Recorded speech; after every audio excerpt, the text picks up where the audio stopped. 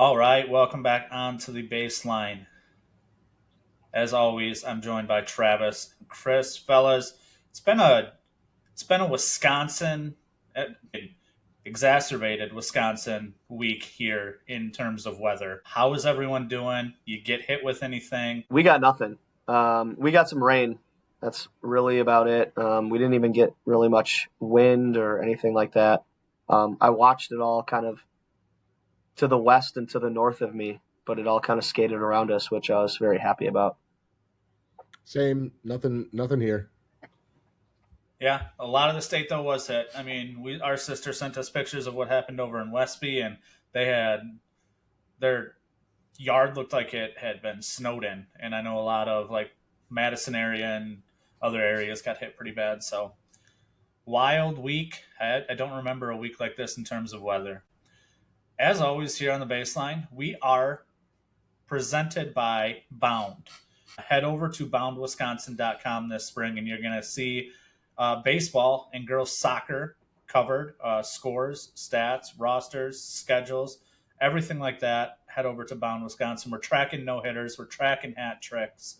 So, some content that you can see. Also, we'll have football content here pushed out soon. Some basketball content will be coming out. But head over to Bound Wisconsin, your one stop shop for high school sports in the state of Wisconsin. This week we did things a little differently. We had a pretty big interview. Trav, you weren't able to be a part of it, but we interviewed Coach Matt Majkrzak, crushed the name. We did that back on Tuesday. Chris and we talked for an hour 15 recording, and then he talked to us for another 40 minutes afterwards. It was an awesome interview, Chris.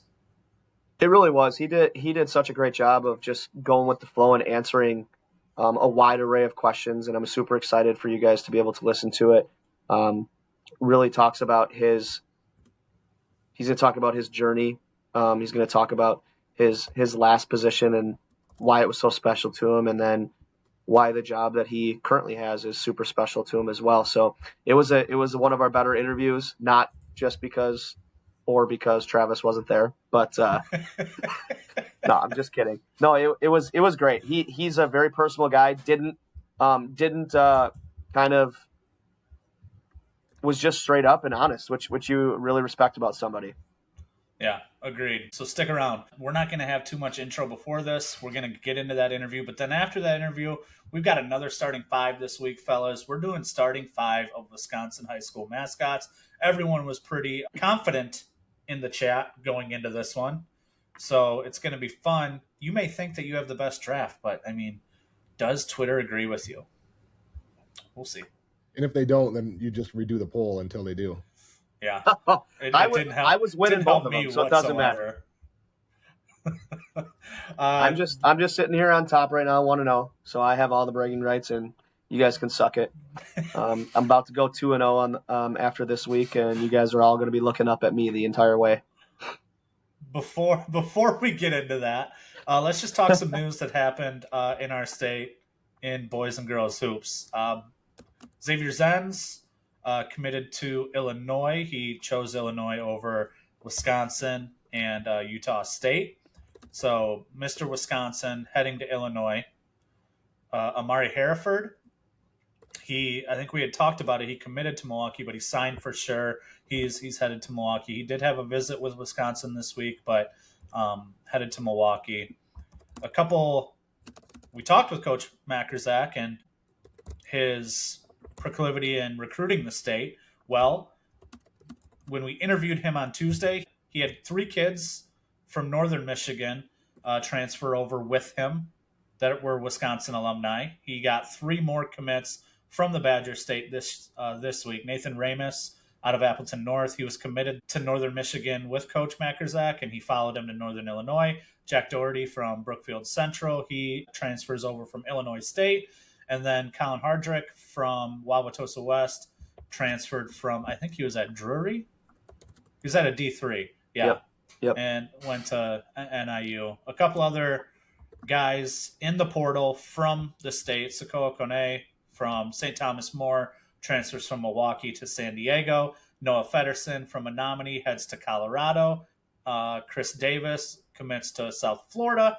Demarion Birch goes to Illinois State, and then Davion Hanna out of Milwaukee Academy of Science. He just entered the portal. He had an injury-filled season down at Bama, but he was a highly recruited kid coming out of the state. Fellas, anything to expound on that from either of you?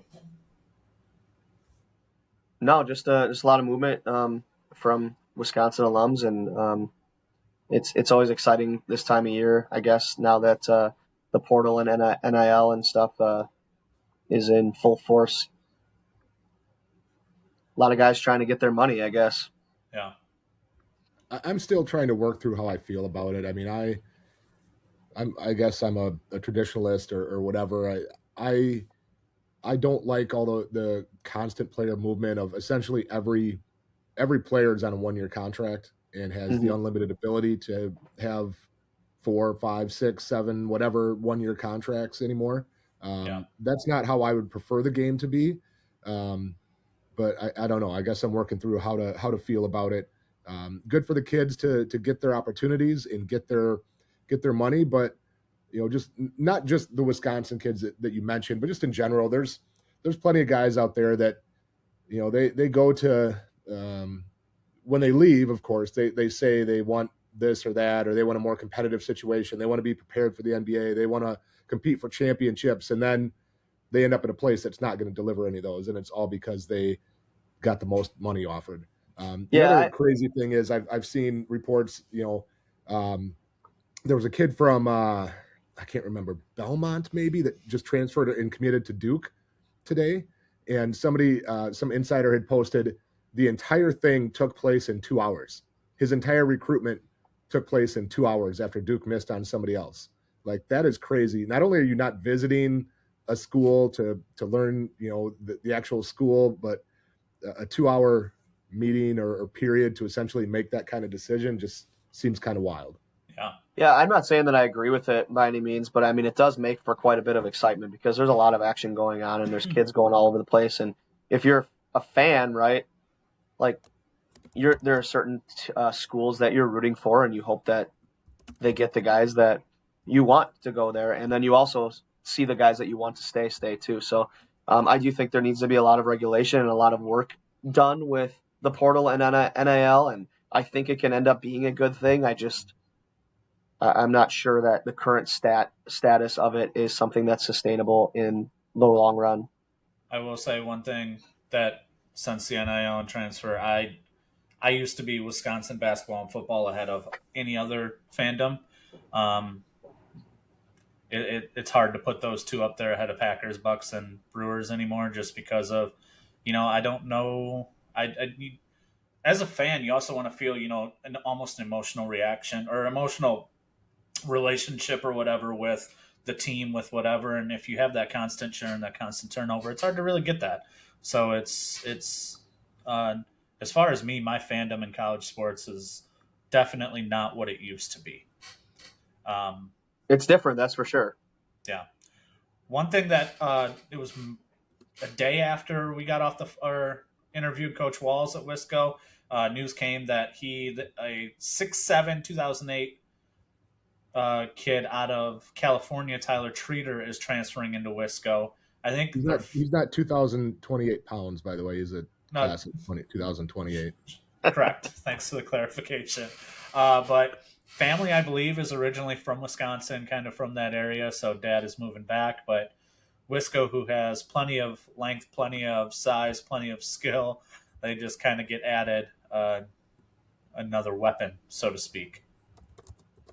Yeah, I know his dad pretty well, actually. Tim Treater was athletic director at Shoreland Lutheran and a coach there, coached, I believe, softball and some other sports previously, and got to know him pretty well before they left for California about 10 years ago.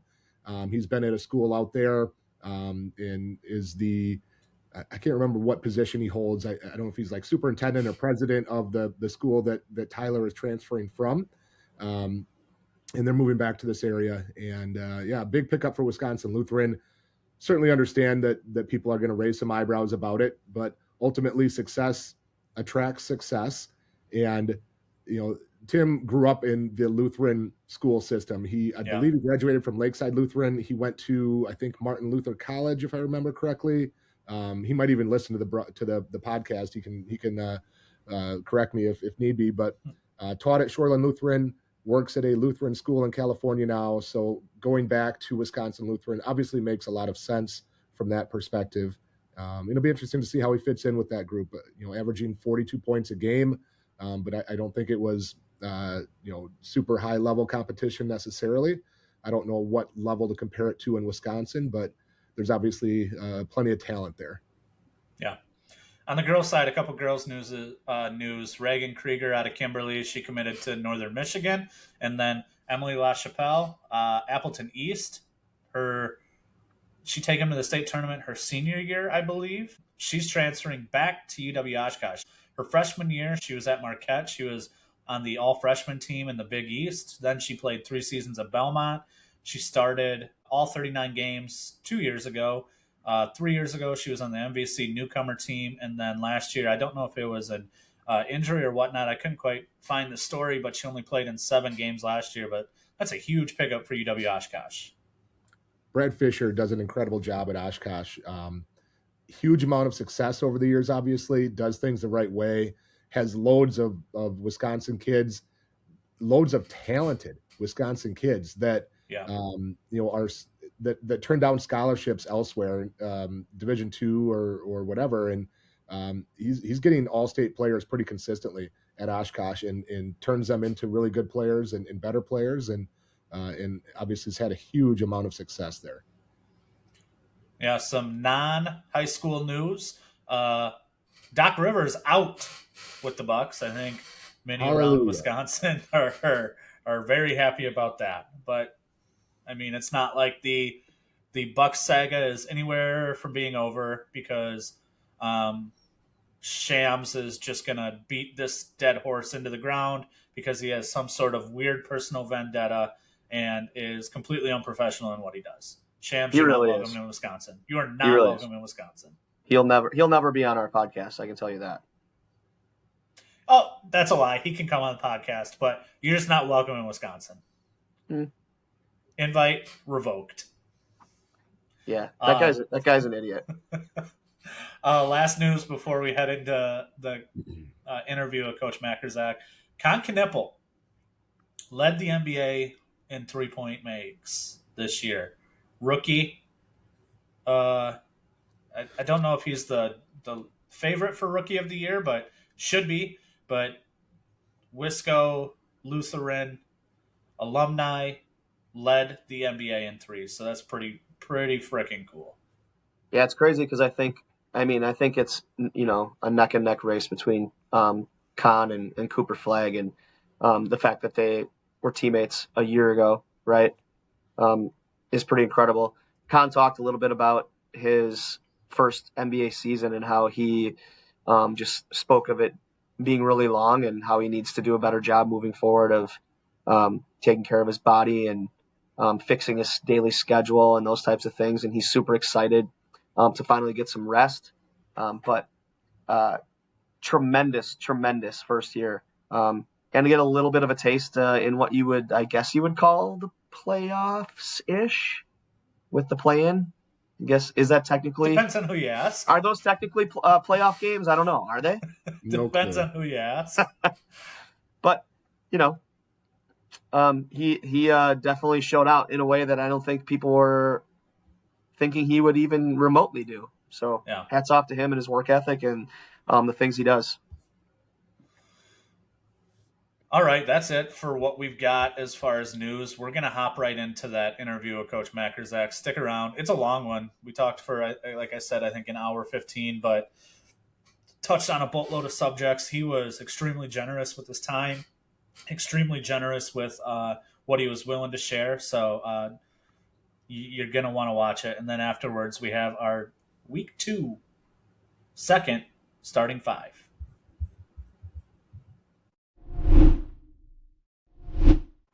We are joined here on the baseline by a extremely special guest, Coach Matt Majkrzak. Coach, did I get that right? You nailed it. Bang, got it. He's been rehearsing it all week. I will tell you, I I put the spelling out, I put the pronunciation out on our little outline because there was no way that I was going to sit there and make sure I got it right just to get it wrong in this moment. It's half the Uh, battle is just getting the name right. Coach, you're a 2008 grad of Elkhart Lake Glen Beulah, and most recently you served as head coach at Northern Michigan, but just we're not even a month into it, the newest coach of the Northern Illinois men's basketball team. Congratulations. Thank you. Yeah, it's surreal. Just it's like a lot of things in life, but it reminds me of the meme of like my coaching careers. Like I'm so excited. This sucks. This sucks. This sucks. Wait, it's awesome. Because like you just never picture stuff like this happening. But you know it's been really cool and a whirlwind all at the same time.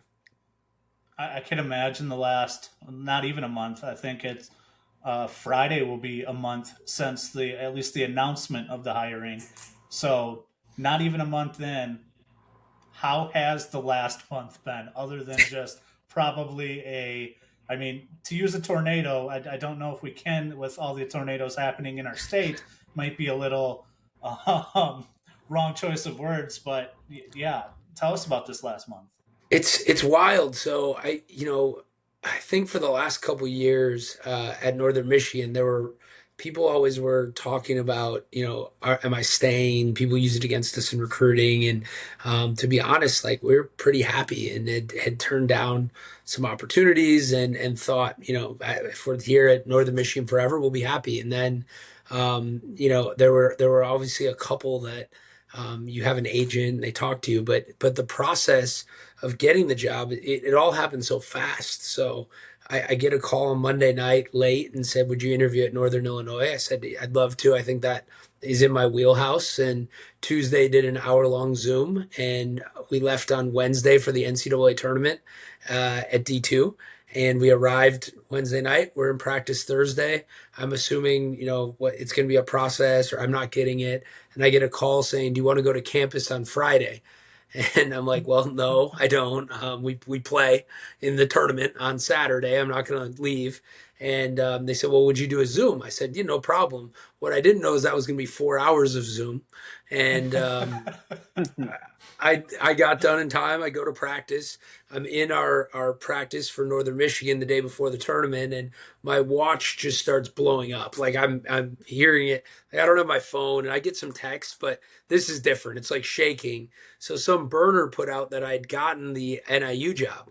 So I walk over, and I've never checked my phone during practice, but I walked over. I'm like, I got to see what's going on. No calls from the school or the agent or anything. I'm like, this is crazy. So I tell our team afterwards, and I'm like, hey guys, this isn't true, but I did interview today. But I just didn't never expected it to go that fast. And by Friday night, I'd gotten the job offer. Saturday, we had a game where we were down 9 with, I think 30 seconds left or something. Came back and won in the first round. And at that point, I thought that was going to be my last game. We ended up losing on Sunday, and since then, it's just been go, go, go. And the entire NIU team left in the portal. So we're hiring from scratch, building from scratch, and it's been crazy, but it's been so much fun, and it's everything you ever dream of. I don't know when I dreamed if I knew that the transfer portal was going to be a thing, but it's certainly been an interesting experience. Yeah, I Yeah, mean, Coach. like I have a question for you though. So like when it comes to just your journey in itself, right? You've kind of been all over the place. I mean, you were a student assistant at UW Green Bay, and you've kind of been through the ranks, right? Can you talk a little bit about just the differences in even like the level of division, in coaching, and then the positions as well that you've been a part of? Yeah, yeah. So I was at Green Bay as a student assistant, really a manager my first 2 years, and then ended up my last two getting to do a lot more coaching stuff. And coached AU during that time, and Wisconsin Jets, and played. Had some really good players, and then I was thinking I'd end up going to one of the WEAC schools and being a GA or something along those lines. And I ended up moving to Shadron, Nebraska, D2 school in Nebraska, because they had no assistant coaches and the one GA. So I was like, oh, I can be the top assistant at 23. I'm definitely ready for this. And went there, and we went 3-23 my first year. So the impact I made evidently wasn't great, if there was any impact at all. And then went to Bemidji, Minnesota for 4 years. Took a junior college job at Bryant and Stratton in Milwaukee, and now that program's, I think, been built up to being a place that people know about and talk about. But at the time, it had been in 3 years of existence, and I don't think it was in a great spot. So even that move was kind of considered, what are you doing? Where are you going? And then again, I was happy there. I lived in Milwaukee. I was very content to stay there for a long time. And then the Northern Michigan job opened up, and ended up getting that. So the level changes, I'm and maybe it's the Wisconsin homer in me. I don't think they're as big as people think. I mean, Division III basketball, you go to a top end D3 game, there that's as cool of an environment and as cool of an experience as going to most mid-major Division I games. Now, what does change is obviously some of the scholarship stuff.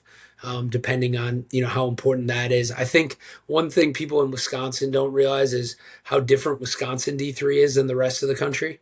Yeah. Like a lot of other Division IIIs, you're paying $30,000 or $50,000 to go to school, and that's a different deal than what the WEX provide. But then Division II has kind of, I think, become more and more of a thing in Wisconsin, partly because people like us have recruited it, and there's so many Division II coaches now that are from Wisconsin that I feel like the state's getting recruited at a way higher clip than it was even 5-10 years ago. And then Division I now, the NIL world is, I mean, that's a whole different deal. The high end Division II and the low Division I used to be more similar, and I still think most of the good Division IIs beat the bad Division Is. But the NIL piece has definitely changed a lot of this, and it's evolving, and we'll see where it all ends up going. But it's definitely crazy times, because I don't think anyone knows exactly what college basketball is going to look like in 5 years. Yeah, Yeah, I agree. yeah. Uh, I don't think a lot of people know what it's going to look like even 6 months from now. Sometimes. No, and exactly. in a way, it's not a bad time to get my first Division I job, because like I don't know what I'm doing, but no one knows what they're doing. Like talking That's to people that's who've a been great doing point. it for 10, 15 years, they're in the same spot I am in a lot of ways, because it's new, it's fresh, and so we're all kind of in it learning together. We talked with Coach Ryan Walls out of Wisconsin Lutheran last week, and he kind of talked about the trickle down effect in the NIL and the transfer portal, how it's affected the high school kids all the way down through the ranks. If you could, how has the NIL and transfer portal, well, during your time at Northern Michigan, how did that affect your recruiting process? Yeah, honestly, it made it easier. So one thing, you look back at Division II recently, and like Michigan Tech had a great year. They made the Elite Eight with a lot of Wisconsin kids. We split the conference title with them, and had a great year with a lot of Wisconsin kids. And but I think the and Lake State, which is in the UP as well, has had a really good run. And the one thing we all had in common is we did it with high school. And the way the portal recruitings worked is Trevor Polite, for example, from Homestead. There is 0% chance that kid's going Division II 5 years ago. It wouldn't have even been a remote possibility. And we ended up getting him at Northern Michigan, and now he's coming with to Northern Illinois. I can talk about him because he's signed. But like, that's just, Coach Smith knows well about him. He coached against him for 4 years at Hartford. Yeah, yeah, I'll say yeah. I love Trevor. Trevor's a great kid, works his butt off, good attitude. Me myself and Coach Kreider, like we were super ecstatic that he ended up going to Northern Michigan, not just just because there's such a lot of great Wisconsin kids there, but like man, we can't believe like it's nuts. We said the same thing. It's nuts. Like there's a Division I place, a home for him at some point, right? Yeah, he's a great For kid though. I sure. love that kid. Yeah, and it worked out for him. I mean, he's out of Yeah, Division I now, but it's changed in the sense of, I think there's a priority now. on kids wanting to find places they can play at, which I think is smart. But I also think that these high school kids are getting neglected by college coaches, and they're not doing a good enough job recruiting high school. And one thing, when I interviewed at NIU, I said it, and I'll say it now, and we're going to keep saying it. But we think we can sign at Northern Michigan. We thought we were signing what used to be good Horizon League classes pretty consistently.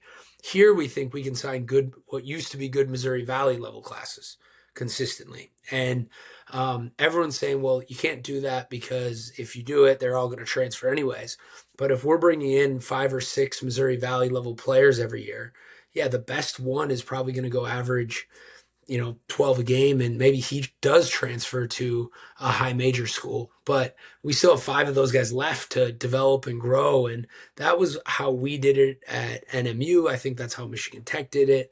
Lake State did the same thing with Michigan kids, but I think we can translate that to Division I pretty easily. We just have to recruit a one level higher up than that now. And our pitch will be, hey, come to NIU.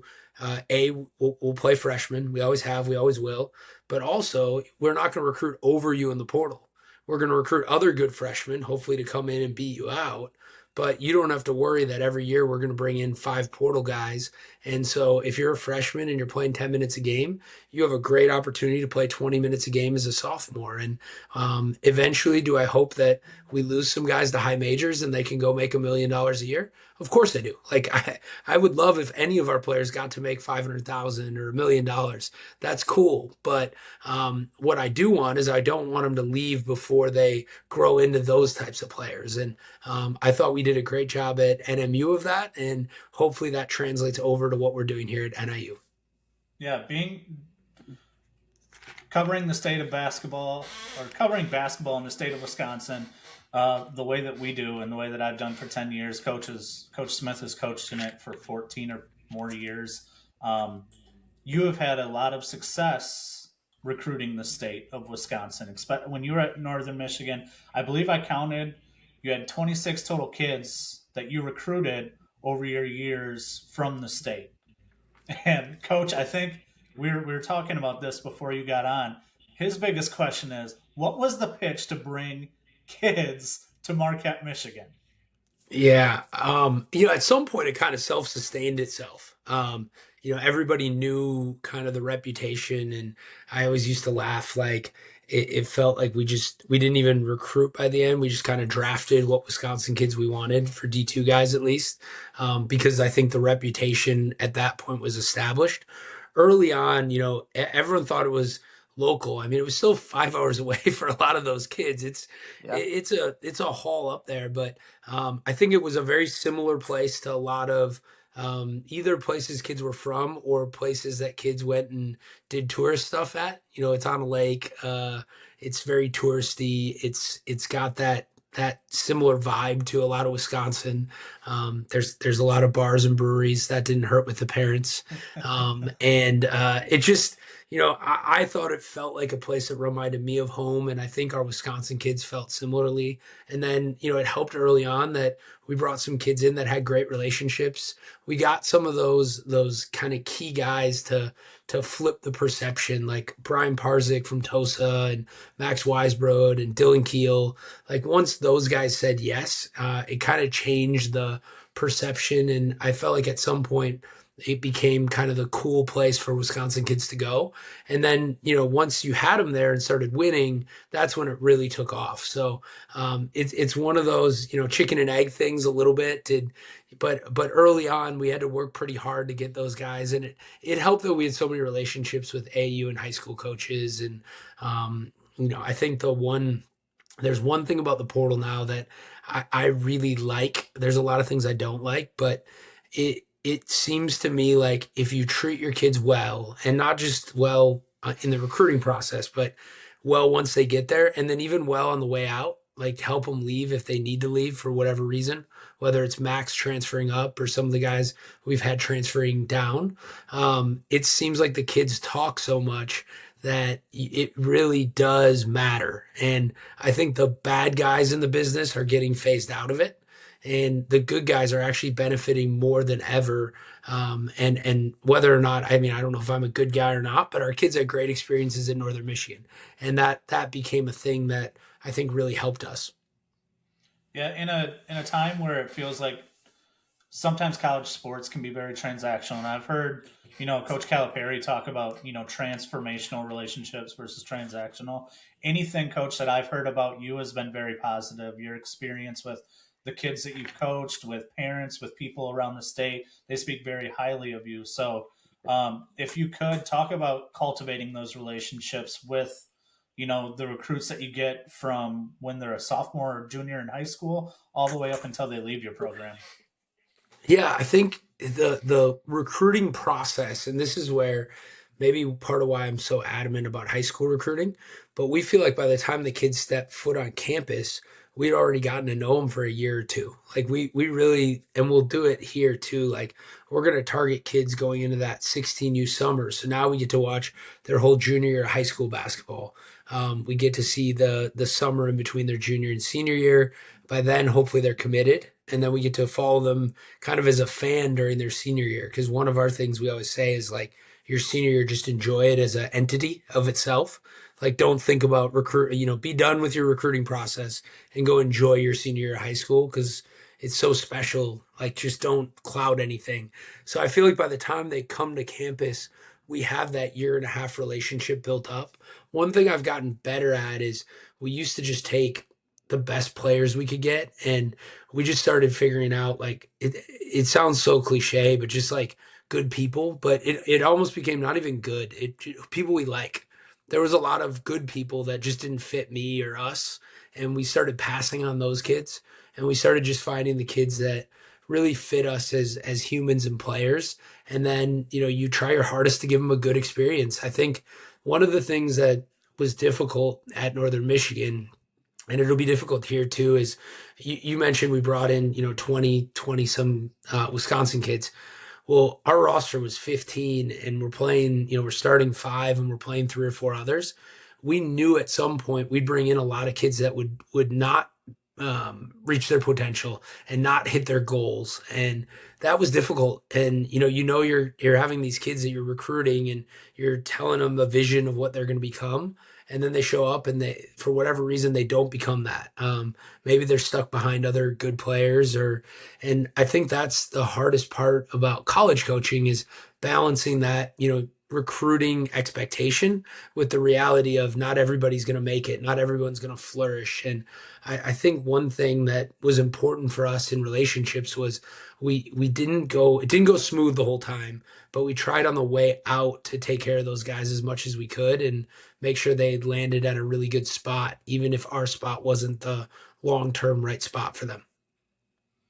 Yeah, Coach, one thing I've noticed going back to when you were at Northern Michigan and now even this first month at Northern Illinois, you're quick with that recruiting process. I know. I think it was the 27s at Northern Michigan. You were quick on those kids with the scholarship offers. And I think it was last Tuesday. We had 5 kids from the state of Wisconsin with scholarship offers from yourself and NIU. Trevor, Cal, Bennett, they've obviously followed you from Northern Michigan to NIU from the state of Wisconsin. So if you could talk about how getting into that process early with those kids and showing that commitment is something that has helped you in your recruiting process. Yeah, and I can't legally comment on the 27 kids, but I can tell you what we've done in the past is Yes. we kind of like identifying that core group that we think is good enough. And again, the relationship piece helps so much because we had know so many high school coaches, and we do pay attention more to the 15 and 16 UAU, I think, than most people do, just to try to find kind of that next group. And once we identify who those kids are, and by now we kind of have it down. We know the AU programs and the AU coaches tend to go, hey, I got a 16U kid, you got to come watch them. and they're pretty good. Plus, we usually know they're like older teammates and things like that, where we can fact check a lot of this, and we know high school coaches in all the conferences. But once we have that group, we pick it like the 4 or 5 guys, and we go, okay, we're going to offer them kind of in a group. So these are our core guys that we're recruiting, and I think we've done a really good job with picking the right initial core group. Similar to anything else, a couple of them go a little too high usually. And like I think we offered Vaughn at Oregon, Vaughn and Nate Ramus. Well, Nate Ramus went to Northern Michigan and Vaughn went to Indiana. So we went 1 or 2. It's, we pick it, and then obviously the list changes because there's some late bloomers. There's guys that, maybe early on we didn't see it and then we did, or maybe they get way better, or maybe they have a great junior year of high school. But whatever it is, we try to pick our list and then form those early relationships. And by the time it gets to that decision making process, that we're not having to put the pressure on them that others are, because the relationship's been a year and a half, and it's not like, hey man, are you committing? It's like, I've known you for a year and a half. You can at least tell me what the heck you're doing. Like, I don't want to guess anymore. Like, that's why I put in a year and a half to get to the point where Yeah. we can talk Yeah. openly and honestly. And it isn't always yes. Sometimes it's, I really want to go Division 1 when we were at Northern Michigan. Here, we're going to run into, I really want to play at a high major. We've in the past, recent past, we've even started not taking certain kids because we know they need to play as freshmen, and we didn't think they could. And then it was hey man, we're gonna move in a different direction because you're not gonna play as a freshman, and you're not gonna be able to handle that. And so that year and a half of experience before they commit, I think is vital, and one of the things amongst others that the world is missing in this transfer portal day and age. Yeah. Yeah, so I have a question, I guess, like just your opinion, obviously, when it comes to the recruiting piece, and you talk so highly of the high school kid, right? And the majority of people are just going straight to the portal. They're not even worried about the high school kid anymore. And why? Why do you think the majority of people just are jumping to the portal and just forgetting completely about the high school age kid? What's the obsession with the portal? There's 300 and some, I think, Division 1 coaches, and I guess I'm one of them now. And you can't find a group, and I hope Which this is goes pretty cool, viral. by the way. Yeah, no, it is. It is. But you can't find a, yes. As a side note, awesome, really cool. Yeah. No, that wasn't like a strange flex on accident. Yeah. But like, you can't find a group of people that are sometimes more out of touch with like what's actually happening. Hmm. And the problem is, so many coaches are worried about getting fired, and probably rightfully so. These contracts are short, and they're high pressure, and they're high leverage, that they're not seeing past 1 year at a time. And if I was coaching for my life this year, yeah, I wouldn't be worried about 27s and 28s right now. That'd be insane.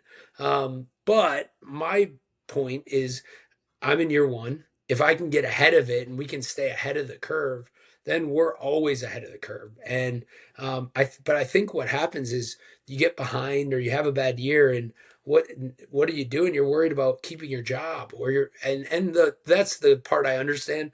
The part I don't understand, and this is the other problem, to get to this level, you have to be a little nuts, and you have to have goals, and you have to be, so many of the coaches at the low and the mid major level don't want to be there, and they're just trying to flip it as quick as possible to get out. And so they're trying to chase the, hey, let's just be awesome this year, and then I can leave and get more NIL money. And I know one thing, that just talking to others, like people are like, oh, you're at NIU. If you win, you can. I'm like, no, I'm at NIU for ever, because that's how I felt at Northern Michigan. And if we win so much that happens, that's going to hopefully be 7 to 10 years from now, after we've gone through this with the high school kids. And I did say to someone the other day, because we are doing it obviously all through the portal this year, because you have to.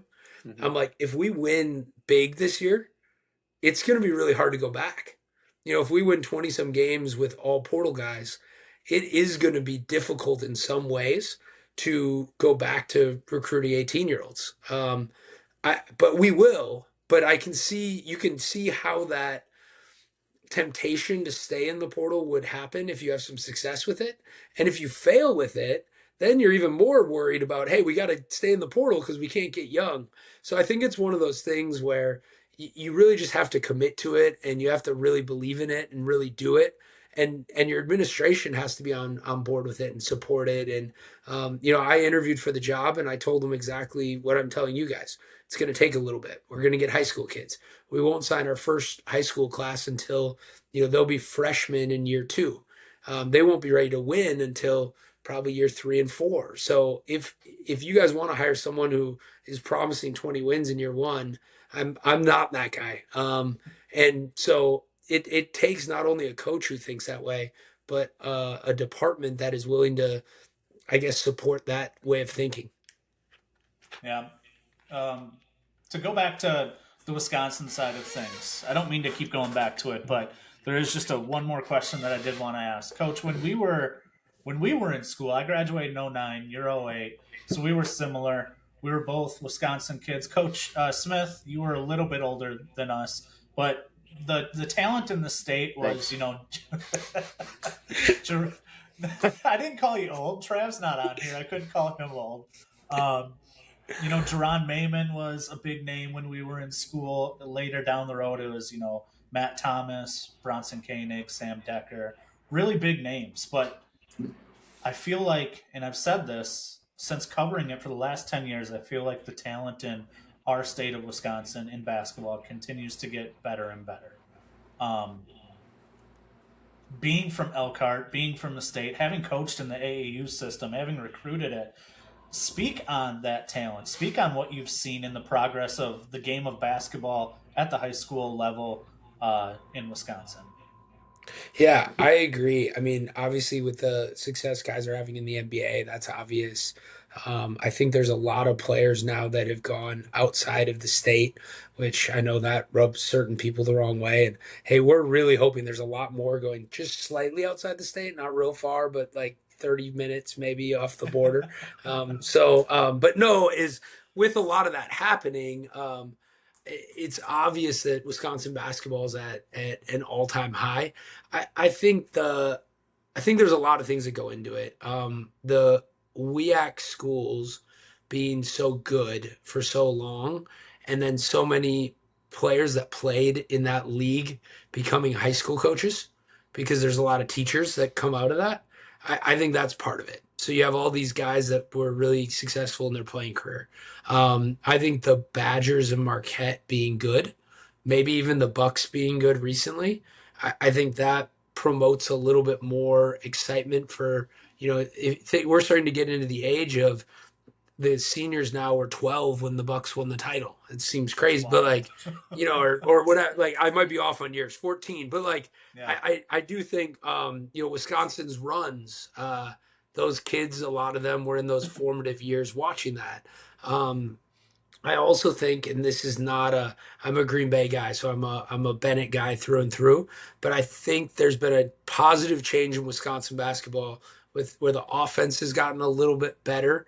There, like when I was in high school, we were still in kind of the swing era, and I don't know if that was doing a ton of favors for You didn't like player. running flex screen after flex screen in school, I Coach? I didn't and I don't know for just a raw player development standpoint if that was the best way to help produce elite level college players.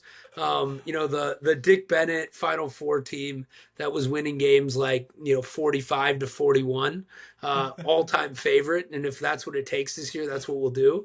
But I don't know if that was necessarily the brand that was going to help guys go to the NBA. And I think it's changing. Like Wisconsin's really fun to watch now. They play really modern, free flowing basketball. They don't get enough credit for that, but they do. And I think the high schools, by and large, have started playing faster and more free. And I think some of that's helped with some of this player development. And then compared to other states, I also think we have a good group of AAU guys. I know AAU gets a lot of bad rap, but like, you can complain about AU, but I know the coaches coaching AU, and they're as good at people and as good at coaches, and in a lot of cases they are high school coaches. And I think we have a much better group of AAU coaches that care about the right things and the players and the people than other states by leaps and bounds. And I think that's one of the other areas where Wisconsin maybe is developing kids at a little higher clip. Yeah. Coach, you said in your press conference that you wanted that NIU job specifically. What about being a Husky? What drew you in? Yeah, I mean, we've talked a lot about the Wisconsin thing, but it's so take where my base is, which is Wisconsin is like number one. Obviously, we've talked about it a bunch. But then, other than at in the UP, everyone said, "Well, you recruit so much Wisconsin." Well, where else were we going to go? Like Michigan was like 7 hours to Detroit, and we got a few Michigan kids, and we got a few Minnesota kids, but the NSIC was in Minnesota. We also, recruited Illinois. Here we have Wisconsin the same way like a Green Bay or Milwaukee does, but we also are an hour from Chicago. We're really close to Iowa. Minnesota's 5 hours, and they have St. Thomas now, and they have the Gophers, but that's it. We're just proximity wise. Indiana, the northern part of Indiana, is only an hour and a half, 2 hours. It's just such a great location where I feel like we can do all the Wisconsin stuff that we want to do, but now we have these other regions that really make a lot of sense. And I think we're going to get some Illinois kids that no one else could get, whether they're the kids now or maybe that's where we do get some transfers. We offer high school kids out of Illinois. They don't come to us out of high school, but then they go to a high major and they transfer back. Because that's the portal recruiting I do like, are the kids that we don't get because they go higher. And then if they don't make it higher, they come back to us. But we just have so many outs. On top of that, I like football. I think football is cool. Well, what do Green Bay and Milwaukee not have? College football. Like we have Mountain West college football. The school itself and the athletics itself, it's just bigger. It has more stuff, and so I don't know outside of Wisconsin and Marquette. I don't know who's positioned better to get the best Wisconsin kids than we are. And again, that's not a I love Milwaukee's my favorite city in the world, and I went to Green Bay, and that's not a negative with them, but there's a certain type of kid, and if you want that college life and you want to go to football games on Saturdays and you want to do that kind of stuff, this is a different deal. And when it was in the MAC, it was going to be difficult because Toledo and like there was a lot of other teams that had those options. Yep. In the Horizon, we kind of are that option if that's what you're looking for out of your college experience. Yeah, Coach. and looking at those things that are available to you or at your school compared to the other ones, right? I mean, that's a big ticket item there that you'd be silly not to. Yeah, and there's a really. little more access to like athletic training and strength Mhm. coaches and some meals and just some of that kind of stuff that naturally comes with having a borderline Power Five football team because the Mountain Right. West it's not Power Four, but it's the next up. Yeah. Definitely. Coach, it's been for Northern Illinois. It's been 6 years since they've had a winning season. I think I saw was it 99 was the last NCAA 94. tournament. 94 was the last NCAA I was tournament. 4. I was 3, so I don't remember that. Is this another chance to attack Chris's age? I was Chris, 8. how old were All you? right. I was 8. All right, I was 8. Now, when you came into Northern Michigan, they hadn't had Northern Michigan, they hadn't had a 20-win season since 2000 when you came in. You had 4 in each of those last 20. You had 4 20-win seasons the last 4 years that you were at NMU. It's kind of a similar situation at a higher level that you're coming into at Northern Illinois. What is the approach to that? How did you approach it at Northern Michigan? What is the approach here at Northern Illinois? And that's the other reason I wanted this job is I think it's a cool thing to do to be able to flip a program. And there's not that many places that are like, yes, they should win, but they haven't. And those are the ones that to me are the best jobs. But normally if you don't win, it's like, okay, you can't win. This to me is not that. I think we should win actually. And I felt the same way at Northern Michigan, and that obviously helps having a good place where you're down, but you feel like you got a chance. The key to for what we did at Northern Michigan and what we're going to try to do here, you need winners. Like you got to find people that are so used to winning and so ingrained in winning that they don't care about what happened the previous however many years, and it doesn't mean anything to them. Like the Indiana stuff, obviously that's it's the best story in the history of sports in my opinion. And so like in this era to do what they did, so I don't ever want to use it as a real comparison. But the line I really liked was Signetti said something like, well, this team's never lost at Michigan. Like I know Indiana's lost 32 years in a row, but like this team hasn't. So what does it matter? And I think that's how we flipped it there, and that's how I think we can flip it here. Is our early on NMU kids like Carson Smith, Brian, Max, like those guys didn't care about Ferris State's national title they won 5 years before that. It meant nothing to them. They didn't know who the Ferris kids were. They just said, well, they're basketball players and I beat other basketball players, so I'm going to beat them. Like that was the mindset.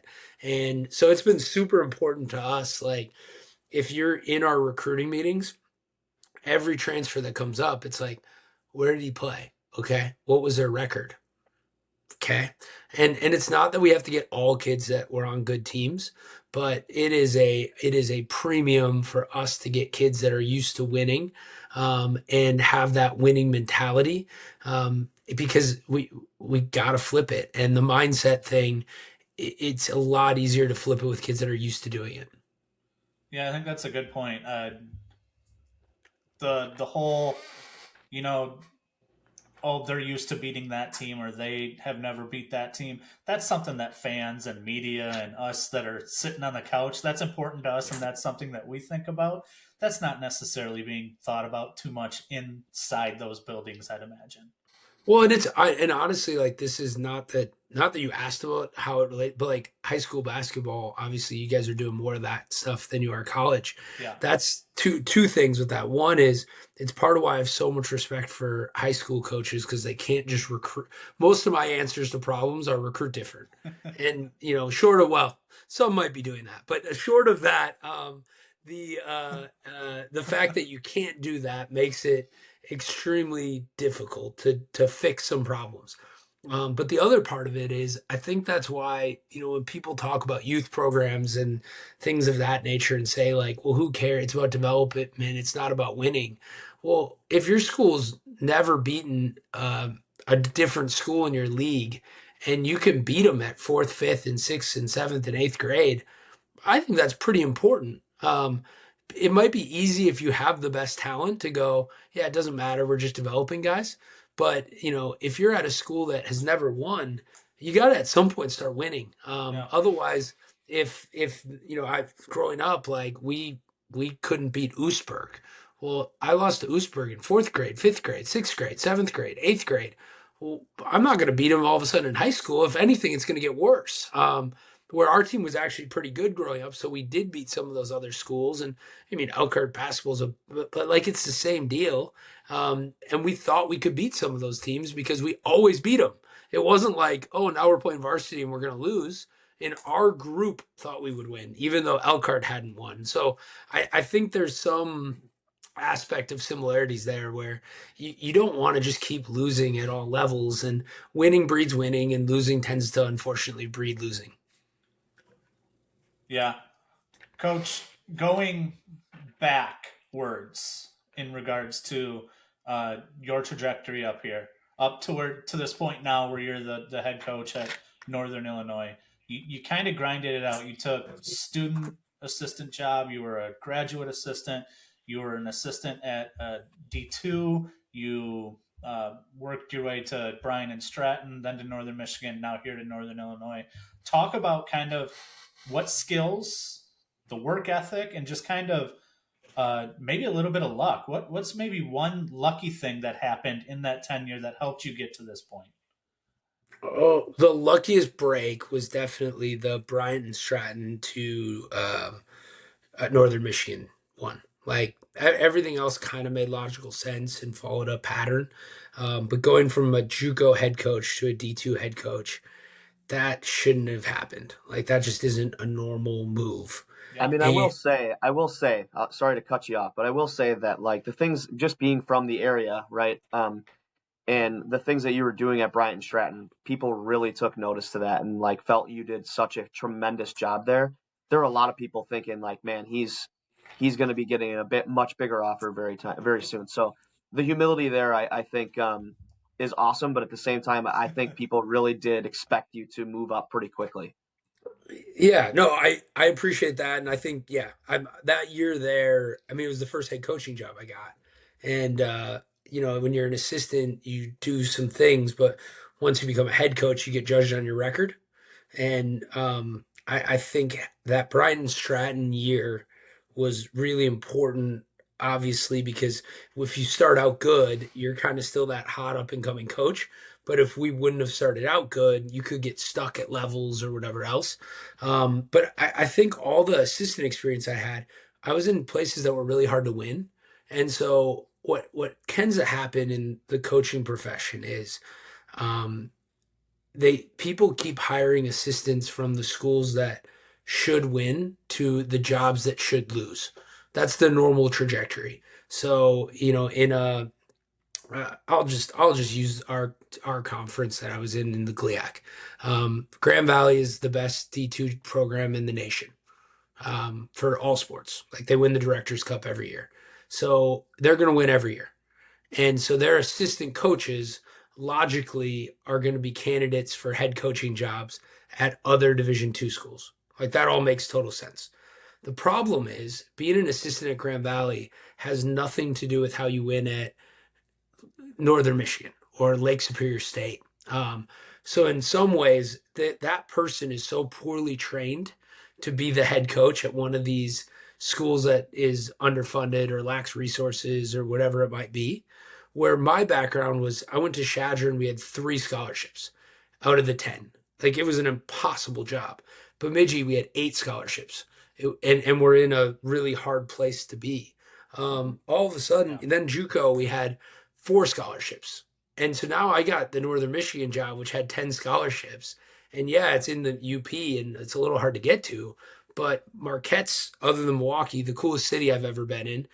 I have 10 and I'm used to having 3 or 8. And our facilities are gorgeous.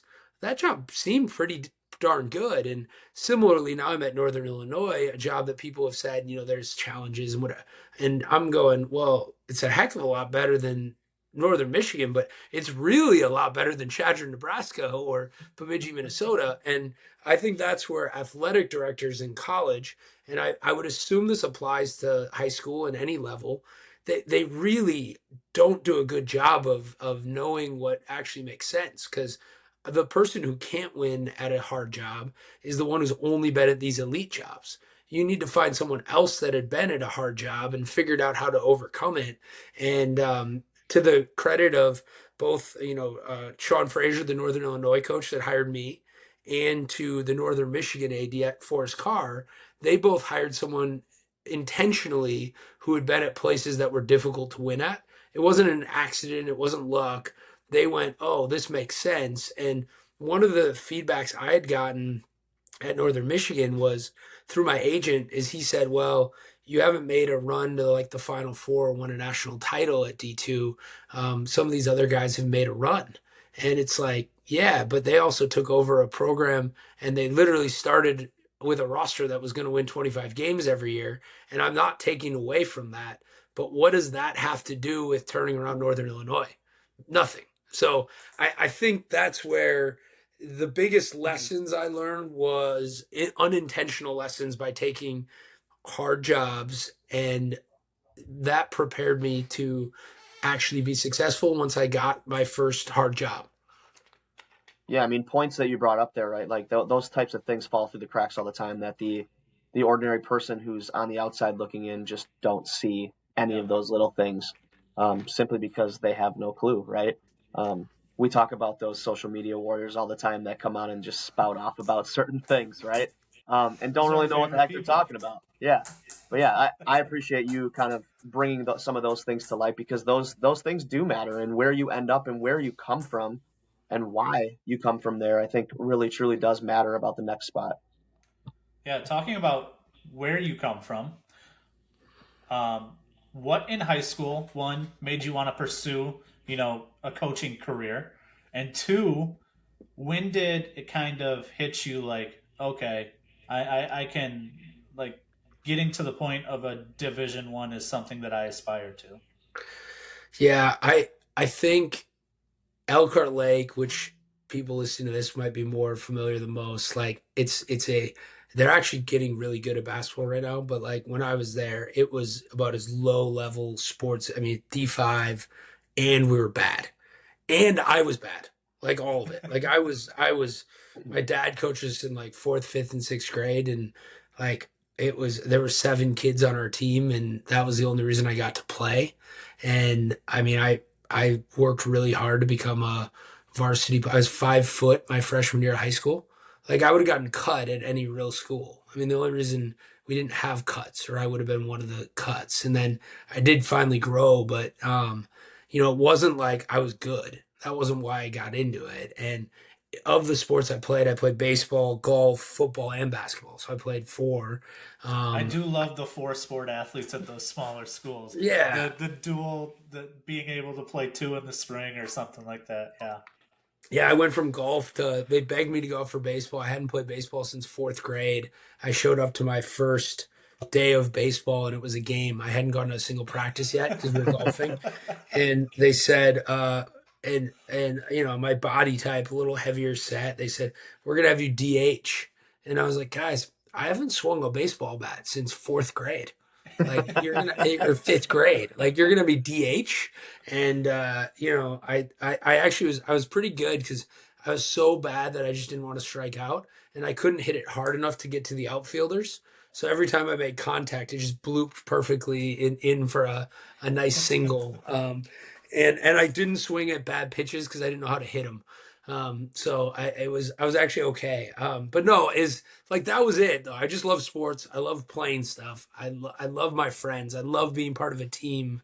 But it wasn't like basketball. This I started coaching my brother in like fourth grade YMCA, and I was like, this is kind of fun. My dad coached me in fourth grade, and those were like, the years with your dad. You're like, this is so cool. So it was that stuff that made me want to get into coaching. And then I was gonna go to like Whitewater or lacrosse, or I didn't know. And then the Dean's Food Classic was like a tournament in Sheboygan it wasn't AAU, but you could take like it was like teams from high school kids. So we did it with a bunch of kids that were graduating high school. I was one of them, and then some juniors and some sophomores from around the area. And it was a lot of like CLC and Kiel and Sheboygan area guys. And our best guys were going to Lakeland, Jake Schwartz and Josh Regal. And the first round, we ended up playing Jameel Wilson and Johnny Lacey and whoever else. And it was a team I had put together, and we ended up beating them. And I at one point was like, do not sub me in. Whatever, like, I'm good. We have a chance. Do not put me in. But it was kind of my team I had put together. So I was like, yeah, this coaching thing's kind of fun. Like, I like the fourth. So that night or after that weekend, I emailed the Green Bay staff and I said, I had no idea what I wanted to do. And I was like, hey, could I come and be a manager? And they called me the next day and said, come on up. You can be a manager. Like, we'd love to have you. And toured the facility, and I guess that was it. It wasn't like that deep of a thought thing. I just was like everyone else and had no idea what I wanted to do. And I just got lucky too, where everyone at Green Bay that I was with has gone on to, like, Todd Kowalczyk's at Toledo and is awesome. Brian Wardle was the assistant who called me and said, hey, come on up, and toured me around. Well, he's now awesome at Bradley. Another manager was Colin Schneider, who is the associate head coach at SIU Edwardsville. Brian Baroni's the head coach at Edwardsville and was the assistant. So, like, that group, when you look back on it, it was like, I mean, I think Wardle said at the Final Four, he's like, man, even our managers are head D1 coaches. Like, it just kind of, everybody made it out of that circle. You started quite the tree there. You might For sure. you might be the first and only Division I basketball coach that got his start coaching, one, his younger brother at the local Y, and two, coaching his peers in an off-season all-star game. It's a yeah. I haven't told that story because most people just wouldn't understand what the Dean's Food Classic was or what the context of any of that was. But yeah, it was definitely. It shows that sometimes you just try stuff in life and you accidentally stumble upon something you love and are passionate about. Yeah. One thing I wanted to ask before we kind of got into a few off the cuff questions, so to speak, is hopefully hopefully we have some high school kids that listen to this. If not, the clips will get out. But what advice do you give to those kids that are looking to be recruited at the higher level?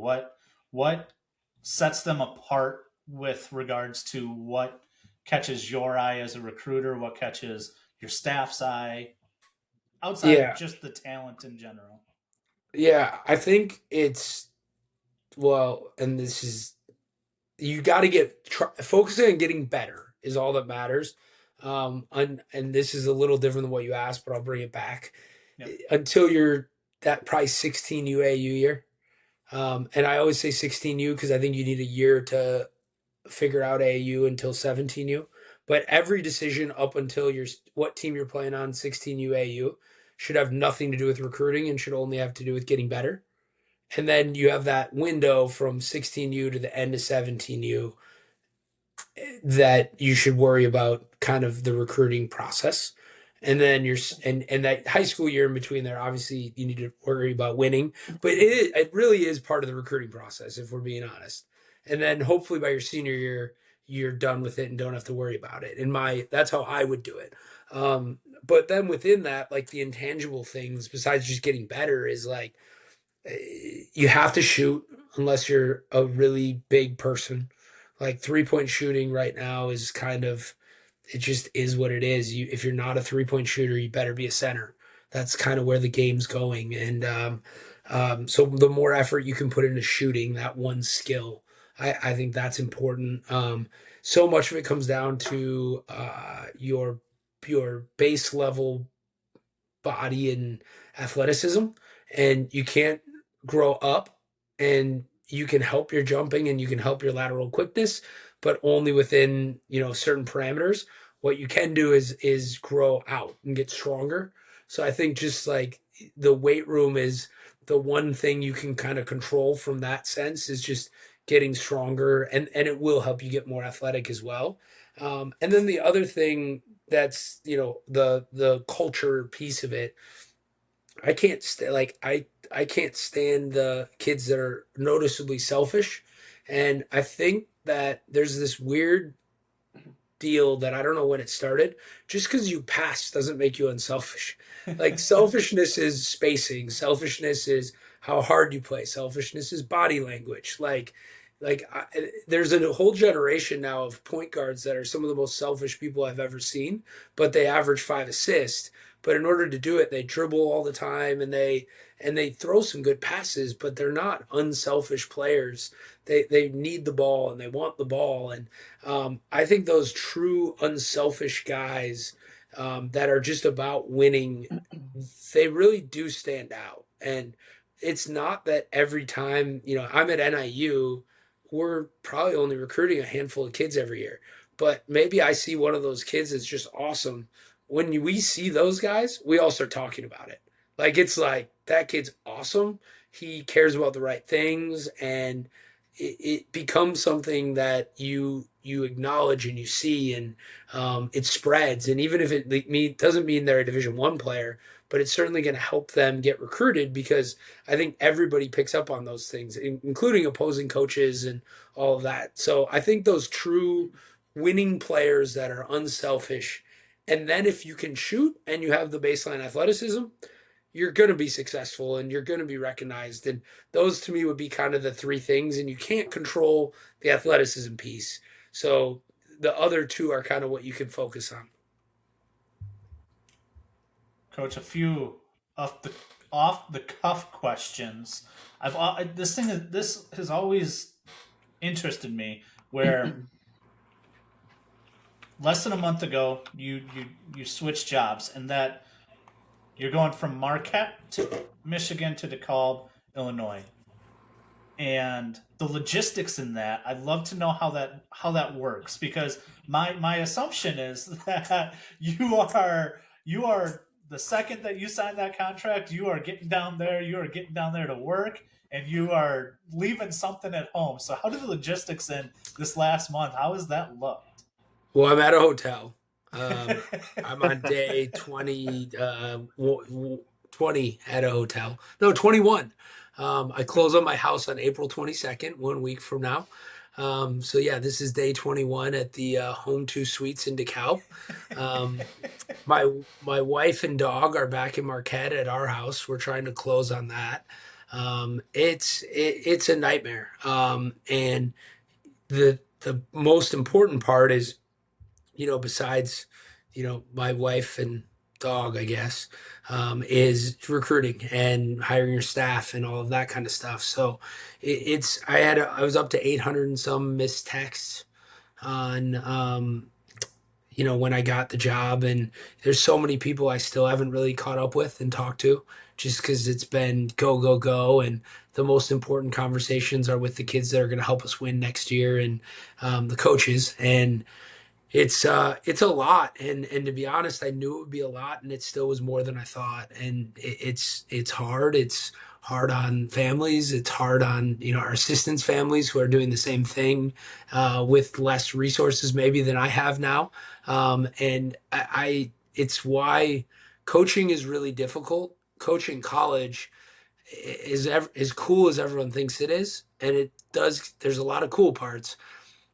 Even our guys that are D1 assistants, like their lives just got uprooted, and they're not making that much money, and they're having to move, and they're having to move on their own. And like, it's kind of a cruel business. And if you lose, you get fired. And if you win, um, it doesn't always translate to everyone getting new jobs. And it's honestly, it's really difficult on people and humans. And I always say, like, you shouldn't get into coaching college unless you can't do anything else. Like, you have to be so committed to it that you give up on so many things that other people get a chance to do. And um, I don't know. Like, I don't feel bad for myself uh, because I've gotten to where I'm at. But there's a lot of people that are awesome that don't get to do what I'm doing because they didn't catch that lucky break, or they didn't get the thing. And I think for the people who don't know, I would say you have a tough time imagining just how difficult logistically being a college basketball coach is until you've quote unquote made it, whatever that means. Um, yeah, How many days in the last 21 have you actually seen your wife in person? two, and yeah, Uh, yeah, I yeah. mean, take a few seconds to speak about that. Like, what's that like for you? What's that like for your wife? How is that a portion of it? Yeah, really difficult. Is she's the lacrosse coach at Northern Michigan, so she's going to move here, but she has a team and is finishing up her season. That's otherwise it wouldn't have been two. We would have Right. seen each other a lot more. But yeah, it's really difficult. It's like these cool things happen, and your initial reaction is like, this is awesome.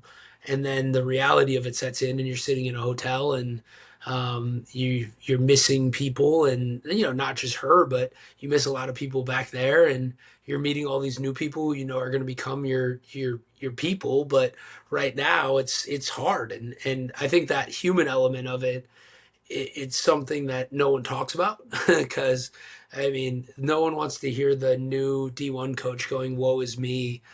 This is hard, but it is hard and it is difficult. And there's definitely some I'll just so um, get the job. We lose that Sunday. Locker room afterwards. I know it's the last time I've ever coaching, but it's also like our three seniors that have been there for 5 years last game.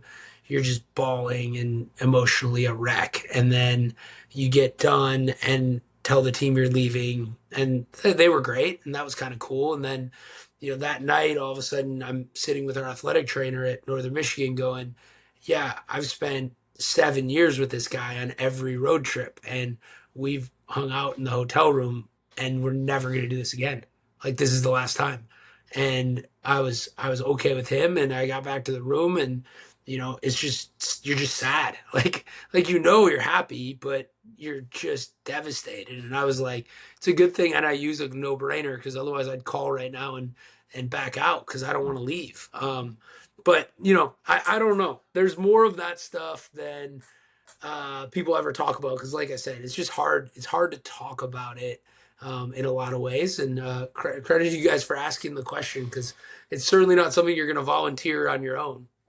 No, Coach Smith and I we talked quite a bit, at least off air, before and after our podcast episodes. We're both coaches. I coach JV and Helping Varsity. He runs a pretty great school down at Hartford program there, and we just talk about how our wives are, the MVPs of the season, how families and everything they give it all up. So yeah, we appreciate that. We appreciate you. You said how you had 800 text messages that were still coming. So I very much appreciate the fact that you took the time to read the DM and spend an hour now here with us tonight. Yeah, no, this is fun. I mean, it's fun talking about kind of the future of the program, and it's you earlier, Chris had mentioned the Brian Stratton stuff, and one thing we learned there because no one knew, including me, what the heck a Brian Stratton was. We learned the power of just kind of promoting your product in your school, especially at this level, and NIU needs a lot more of that, and I think we're off to a good start, but the more we can talk to people about it and what we picture being and the vision we have for it, hopefully the more we find those right people to be part of it. Coach, we're Yeah, going to ask you a couple. it's pretty cool. Sorry, Colton. One more thing. It's pretty cool to kind of like have that blank slate, right? And be able to brand and make it your own and then market it, right? Yeah, it's like, I mean, honestly, it's like a business, Yeah, absolutely. and it's really like a business now. Let me Yeah. yeah, I mean, it literally is a business. But like, it becomes really important what you're kind of selling. And the nice thing is we have a little bit of the brand of what we were at Northern Michigan. Like, this isn't a restart. It's very similar, but now we're doing it at a different place and a different level. And now I get to sell the Mountain West football stuff, and I get to sell being an hour from Chicago, and I get to sell that we have 7 pair of shoes our guys get, which is stupid, and a whole other part of but like it just has changed. But in a lot of ways, that part's fun. And since Brian Stratton to here, it's the same message. Like, come play basketball, have fun, enjoy it. It'll be cool, and it'll hopefully set you up for the rest of your life in one way, shape, or form. Yeah. Coach, a couple fun questions here. Your last name isn't exactly the easiest to just pronounce when you look at it. It's Majkrzak, but it's spelled Majkrzak. One, what is the wildest mispronunciation you've had of it? And you had to have had some sweet nicknames growing up, right? Magic Man, you had to have said something like that growing up, right? Yeah, it was Macker, I think, was the one that stuck in high school. I don't really know why. I my check is the Polish pronunciation, Okay. which is wild as well. Majkrzak is just what my American ancestors must have randomly decided on because it doesn't make any real sense. Yeah, I mean, there's all kinds of them, like Majker. They usually go like Majker, and then they see the Z and panic. So, I mean, that's like I like before games, or like, and the head coach is Matt Majker. Like you can just hear the panic in the PA guy's voice. I could tell you would give our PA guy a fit because he does not go over and ask for pronunciations at all. So he would get to your name in the program and I think he might freeze. Yeah. Well, and again, there definitely has been some of that. It worked for Coach K though. Like it ended up fine for him. I mean, Yeah. his name, now we all know Krzyzewski, but like there's no way anyone knew how to say that. Yeah. You've coached, quite a few years now. What is the best non-basketball talent of a kid or a young man that you have coached, that you have seen Locker rooms can get a little weird. You can see a lot of different stuff. What's the best non-basketball talent of a player you've coached? He's sitting here shaking his head because he doesn't know which one he should actually say out loud. Well, yeah, the first two, I'm like, no, no. Okay, I think I got it. Najashi Toll-Free, West Dallas Central, rapping. He can really rap, and yeah, his rapping was probably the best talent that at least is acceptable to say. That's fun. That I played JUCO at UW Richland, and some of my teammates from Milwaukee could rap, and they would try to get me to do it on the buses, and I'm like, there's no chance this is happening. I'm gonna let you guys take that one. There might be a really bad Northern Michigan team rap where like it was him and a bunch of people who shouldn't have been rapping, and I don't know if it still exists on the internet, but I've heard it, and it's definitely something. What is one of your favorite maybe recruiting conversations that you've had with a mom, dad? It could be a coach, it could be a student athlete. You don't have to talk who it is, specifics or anything, but maybe talk about one of your favorite, maybe most wild out there conversations that you've had while recruiting a kid. This is like a good one, and I'll say the name. Craig Weisbrod, we think we have Max about to be done. Like we're pretty good. And he goes, he's like, I gotta ask. He's like, are you? Yeah, you're laughing because if you're Craig talk, this is, are you gonna win? I can hear Craig saying this. He's like, are you gonna actually win? Like, and it was like it was such a cutting, like, because it's before we had won, and I'm like, yeah. He's like, actually though, like it was like it was the second actually. I think was like, I'm like, what do you mean? Like he's heard me literally sell this for like over a year, and now we're at the very end. We're about, and he's like, no, but like actually, and then Max showed up as a freshman and we won the conference, and he was freshman of the year, so like it worked. But like it was, yeah, I don't even know if it was good or cutting or what, but I was like, geez, like you haven't listened to everything I've said for the last year and a half, like, and we're here, and now you're gonna ask, are we actually gonna win? Like, come on, man. So that was probably my favorite. Next time I see him, I might have to bust his chops about that. Or anytime Matt Bredesen texts me about recruiting, that's like you guys see the shot clock stuff.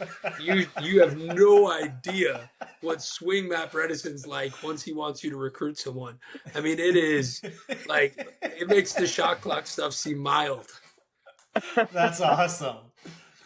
Coach, I have a list of other questions that I would like to ask you, and I'm not going to right now because I'm going to project that we're going to have you on sometime again. Maybe not soon, but within the next year or so, because this has been a lot of fun, at least for us. I really hope that it has been for you. Yeah, it's good topics. We've gotten on a lot of different ones. We did this with Coach Walls last week. And it's something that I find very interesting. I just type into ChatGPT, please give me one question to ask. And then I put your name in, I put in all your prerequisites, and it spits out one question to ask. So this week, this is the ChatGPT question. I love this too. I don't know where it's going, but I love it. Last week, we got a nice deep one for Coach Walls. This one, ChatGPT would like to know, what is a belief or opinion you held strongly 5 years ago that you've completely changed your mind about, and what has caused that shift? Ooh, okay. I have a really good basketball one for you that I really have changed wildly on. High 3-point attempt rate is good for offense. It's not the right. Nope, I phrased it wrong. High 3-point attempt rate is a good way to win a championship. That's what I meant, because I think it is a good way to run good offense. The thing that I think a lot of us got wrong in my probably my age group, young coaches, is in the NBA did the 3-point shooting thing, and over the course of an 82-game season and a 7-game series, it is 100% the way to have the best record and to win a 7-game series. If we at Northern Illinois, we're taking over a place where if we go 20-10 next year, people are going to lose their mind. A high 3-point attempt rate is a great way to go 20-10. When we were at Northern Michigan and literally every loss was the end of the world and wins were expected and we were more talented than our opponents, every year we wanted to shoot less and less threes because we didn't have room. We didn't want a game where we shot poorly and the other team shot well and we lost. So when you're actually trying to go 30-0 or whatever, you don't have room to let 3-point variance be a thing. Therefore, you have to run the other teams off the 3-point line. And it doesn't really matter if you really believe it or not. You kind of have to. And then on offense, you kind of have to build your offense around getting to the rim. Now, we crashed 5 and got a ton of offensive rebounds. And that's how we were still able to play a relatively high 3-point attempt rate style and try to maintain that. But 5 years ago, I thought the guys who were like, get it to the paint, get it to the paint. I'm going like, dude, this isn't the 1960s anymore. Like, well, you gotta play free and fast and shoot a lot of threes. And once I actually was trying to go undefeated, which really was the goal because we were more talented than every team we played, um, it changed how you coach. And getting into the paint became a thing we were yelling, like all the old timers who were probably right the whole time. Well, I didn't know what the heck I was doing. Chad GPT going 2 for 2 of these last 2 weeks with solid questions. Coach, again, we can't thank you enough. We both have, and many in the state have been fans from afar while you were at Northern Michigan. And I think you've, at least with Coach Smith and I, you definitely have 2 Husky fans here.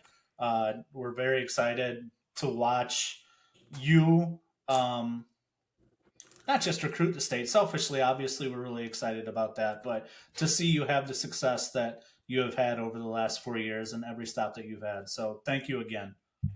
Thank you. Yeah, thanks so much for having me.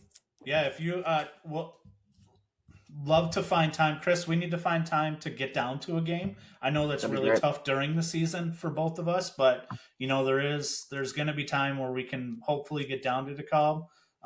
That would be really cool to do. And then, Coach, if you got any extra Husky swag sitting around that just needs to be shipped off, we look great in red. We're both wearing orange right now, but we would look great in red. Orange and red are close. They are. All right. Thank you very much, Coach, again. Thank you. Back from that interview with Coach Majkrzak. Awesome interview. One that we're going to get a bunch of clips out, share on the internets.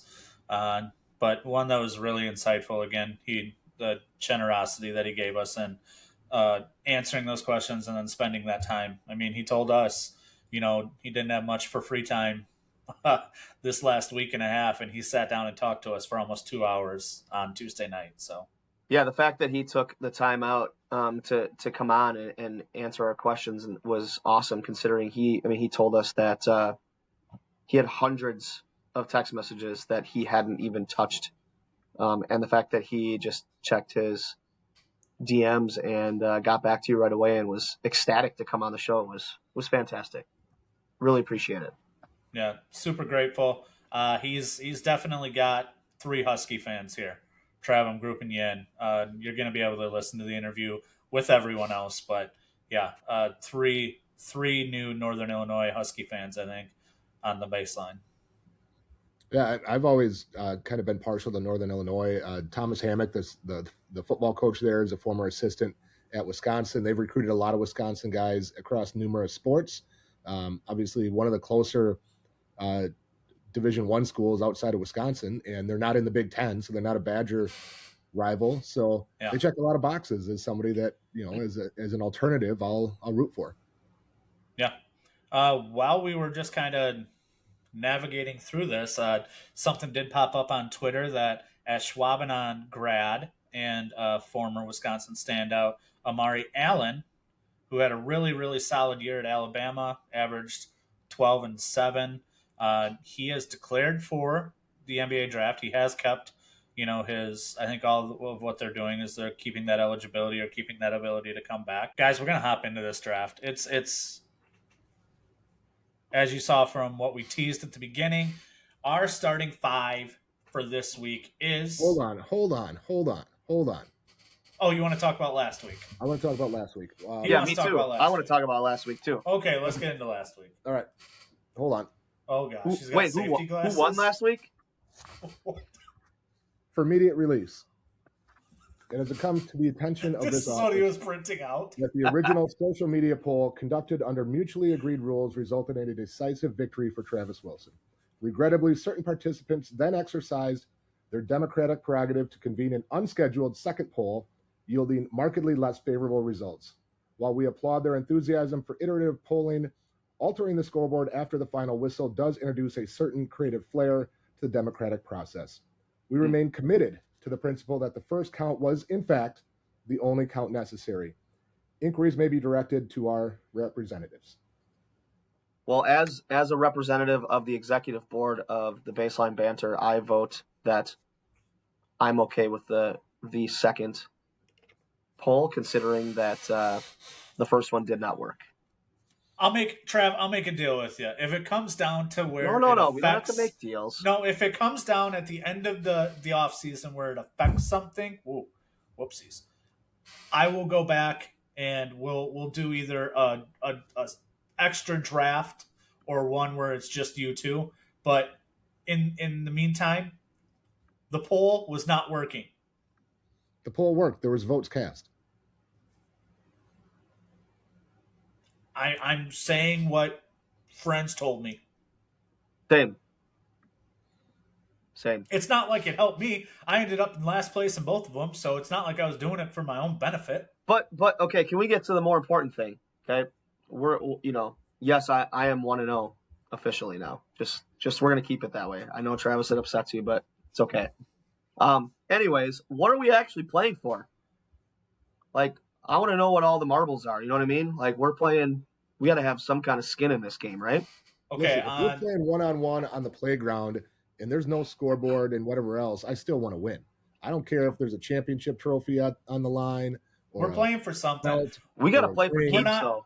We got to play for keeps. We're not going to determine that this week simply because of how long the interview with Coach Majkrzak was, and it could lead to an even longer episode. What I will say is next week we are coming in here.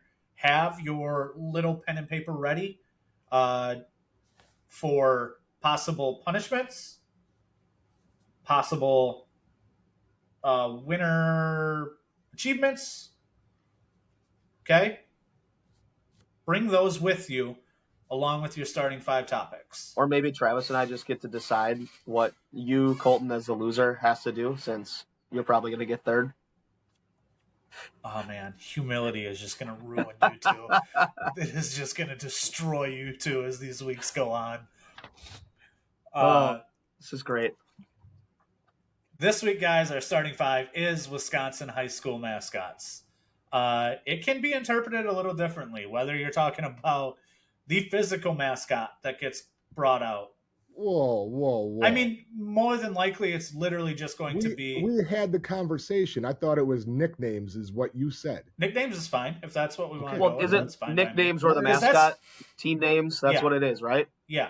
Okay. Yeah. But I guess you can use, like, as part of your argument, you can use the myth behind it. You can use... It's not just the name. Your argument is going to be, what you put into it. I mean, I would say that most of what we draft is going to be simply because of the name, right? Yeah, I would say.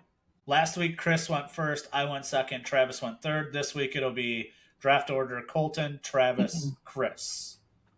So we're gonna go 1 through 3, 3 through 1, snake draft all the way through. Fellas, before we get into it, anything else that you want to say before I bring up our document? I'm ready to go. Okay. On the clock with the first overall pick, I don't know if I was very happy to have the first pick in this one because I'm going with the Rhinelander Hodags. I mean, that was as predictable as anything. I mean, they were It, number one on my board too. Don't get me wrong.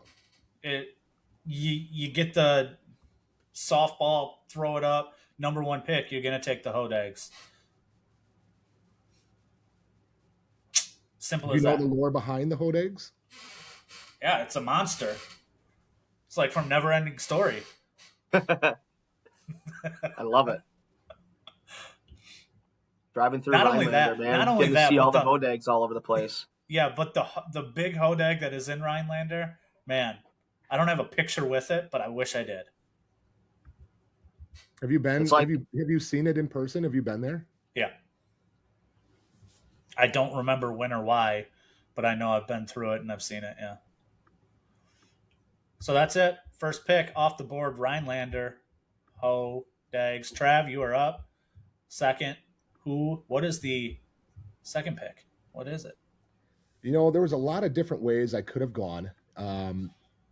This is absolutely one of my personal favorites, and it's generally pretty far up there on the list when people talk about mascots. But I am going to go the Castle Guards of Washburn. The story behind that, which I mean, it's very unique. There's nothing like it in the state of Wisconsin. Their old high school was built out of sandstone blocks that made it look like a castle. And thus their name, the Castle Guards. That school burned down in 1947, but remains one of the most unique nicknames and certainly one of my favorites. Not to were tip you picks. were you a history major Yes. in school? Was. Yeah, you were. And Makes and sense. in probably unfair, in 2015 at wisports.net, we conducted a mascot challenge where we put all the I didn't even think to go look 64 at that. Yeah, we picked 64 of the best mascots, put them in a bracket, let people vote on them. It was crazy the number of votes we got. The final, it was either semifinals or the finals. The voting was so intense and people were voting so much, and also I think trying to write bots and scripts to cheat the system, that it crashed the entire Sports Engine platform. Not just our website with sports, but the 3,000 websites that at that time were on the Sports Engine platform crashed the entire thing for like 30 minutes. So That's It said awesome. Rhinelander topped Hortonville in the finals with 23,400 votes to 19,133. yeah, 42,000 votes. Holy cow. I went to Rhinelander High School, delivered the ceremonial big check along with our representatives from Frontier Communications who sponsored it that time. So that was a good time. Brian Paulson, the athletic director, is still there. Received that check on their behalf. We might need to bring this back in some way. I wanted to bring it back forever. We need to get it sponsored. Yeah. We'll talk to Coop about that, but we'll grandfather Rhinelander in to the Hall of Fame, and then we'll pick a new class for a new vote. Yeah. All right, Chris. First round pick. Your first round pick. What do you got? I'm going with the Butternut Midgets. I mean, I think the name itself, speaks volumes. Like the fact that you can get away with having a mascot of the Midgets is hilarious for one, and you're not going to find a more unique one. Not to tip picks, the Northern Lights Conference Yes. has the best group of team names and mascots in the state, and I don't think it's close. Not even close. The only bad part about the Midgets is that Hurley changed their name from the Midgets to the North Stars a few years ago. Yeah.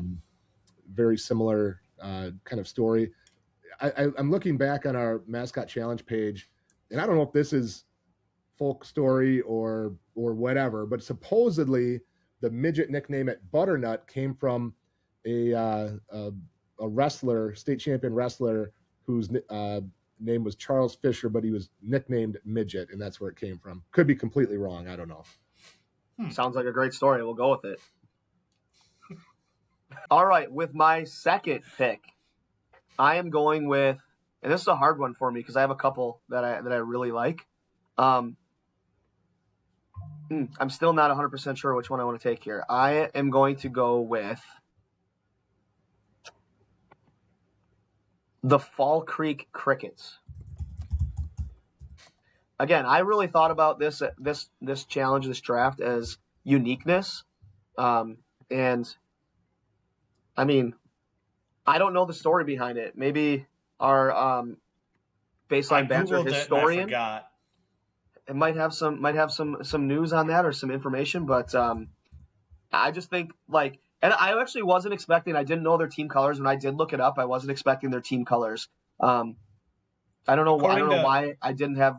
I just didn't have green in my team color picture with the Crickets. According to Google AI, it is deeply rooted historic identity for the community and school, and it's not meant to intimidate rivals, but rather represent the town's pride. Rick All right. Storley, the athletic or longtime basketball coach there, told us back in 2015, I guess because of the creek or crick, depending on how you want to pronounce it, that flows through town. That's what his guess was at that time. It is. It's a cool mascot, though. I like it. They are the only Crickets. I know. I like it. Trav. All right. I have, as you can imagine, many of my, the rest of my top picks are from the Northern Lights Conference, Which one you or going at with? least in the northern part of the state. But I'm going to go off the board as far as Northern Lights anyway, and I'm going to go the Ordockers from Ashland. I love that one. It's a cool mascot they have too, or their emblem too. Their logo is sweet. Yeah, I can't. I think you might have been able to get that one a little later, but I could, yes, but I like it. I did take the time to rank these, and I'm sticking to my board. I thought about going off the board and going elsewhere, but I'm sticking to the board. Well, this lets me get my top 3 picks. My number 1 was Hodags. My number 2 is a new mascot, one that comes out of a co-op, and it is the Albany Monticello Space Stallions. Space Stallions. Yeah, that's unique, without question. I believe Albany is the Comets, and Monticello are they the Mustangs? They're the ponies. Ponies? Which you could have as, I think, a legitimate choice as well. Agreed, but the Space Stallions. I mean, that is sweet. It's pretty cool. My third one, and this is the third one on mine as well. I'm going to give a little backstory that ChatGPT gave me of why this is called that, but it's the Schwamagon Screaming Eagles. Oh. And I found out why they're called the Screaming Eagles. It's in honor of Old Abe, a famous Civil War eagle that used to give a war cry that was from the Wisconsin area, from that area. That is sweet. Nothing. I will withhold to as not tip picks. You can still talk on this pick. No, it's okay. Here's what I will say. Schwamigan as a school district is very new. It is one of the few school districts that during my time at WSN or Bound was consolidated. It was a consolidation of the Glidden and Park Falls school districts way up in northern Wisconsin, named after the Schwamigan National Forest up there. And that I love that they went with a unique name. Same with Albany Monticello for their co-op basketball name. There's been some other co-op names or that have an opportunity to do something pretty cool, and then they're not to point names or point fingers or name names, but Pep and Alma, two really unique mascots in themselves. It's the Alma Rivermen and the Pepin Eagles. The Pep and Alma Eagles is the co-op name, but it's the Alma Rivermen and Pepin. I can't remember now. I'm spacing, but they co-op, I think, in every sport now, and they could have gone something cool, and they went with Eagles. Doesn't get more patriotic though. Caw. Trav, you're up. Round 3. I'm up. All right. I gotta take Screaming Eagles off my board. All right.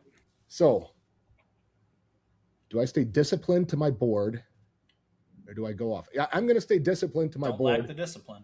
He's getting scared of our list. That's what it is. He is. I'm going I'd be scared of I'd be scared of what you see in column 1 too. I am going with the Lumberjills and the Lumberjacks. Their boys teams are referred to as the Lumberjacks, and the girls teams the Lumberjills. At Ladysmith, sorry. Is there other lumberjacks out? Is Wausau East also the lumberjacks? Wausau East and Drummond. Drummond, Yeah. In the up in the northern part of the state. But I'm going Ladysmith so that I can go 2 for 1 with Lumberjacks and Lumberjills. I think there's other. Is that okay to do? Is that okay to do? Because that's technically controversy yet again. Allowed it. It's technically 2. He acts like he So is he the gets end to- all say all. He gets to have I 6. allowed it. I allowed it. If you go on the WIAA website school directory for Ladysmith High School, their nickname is listed as Lumberjacks/Lumberjills. I'm fine with it because I think that my draft is destroying yours anyway. So Oh, But it is unique in that they have kind of a female specific. There's others that I sometimes think there's only a couple others, but yeah. There's some you're that use the lady designation, like the Lady Dutch from Oostburg is how they're often referred to, and even just kind of tipping picks. Unofficially there's other lady ones that are used out there. Chris, down to you. I'm going with the Kohler Blue Bombers. I had that on my list. Not the Blommers, the Bombers, the Blue Yep. Bombers. It's pretty cool. It's a pretty cool mascot and logo. It's like a B-17 flying fortress, reflecting a military theme in the school's branding. That's what it says, according to AI. Looking here, it was like they used to be.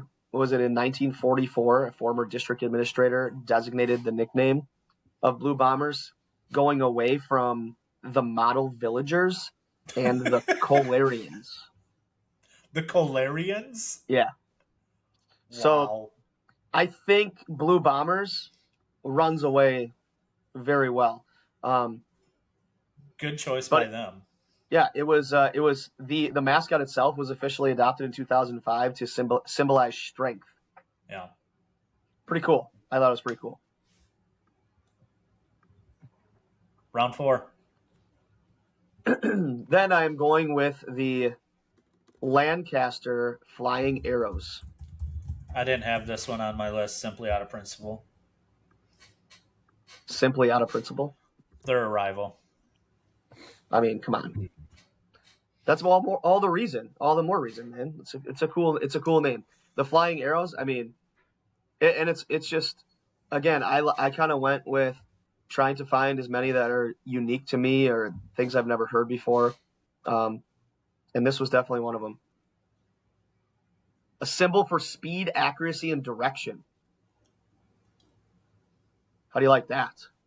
I think I don't. ChatGPT is flaking out on some of these reasonings and rationale. You're saying AI doesn't know everything?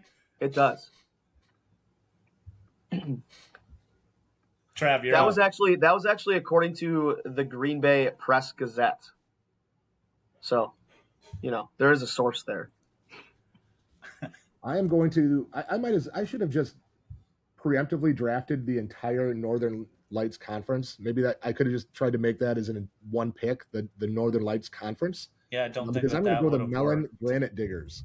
I like that one a lot. That was there. That's a great one. That would have, yeah. I like the I think that's a steal, to be completely honest, in the 4th round. You got any history story behind it? Nothing?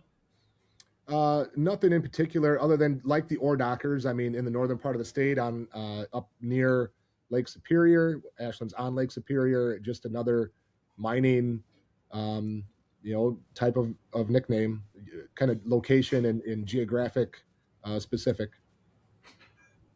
I could go a number of different ways with these next 2 picks. I think there's still quite a few heavy hitters out there. For this one, this just screams, though, Wisconsin. And I'm going with the Monroe Cheesemakers. If you're talking about a Wisconsin-based team, you look no further than the Monroe Cheesemakers.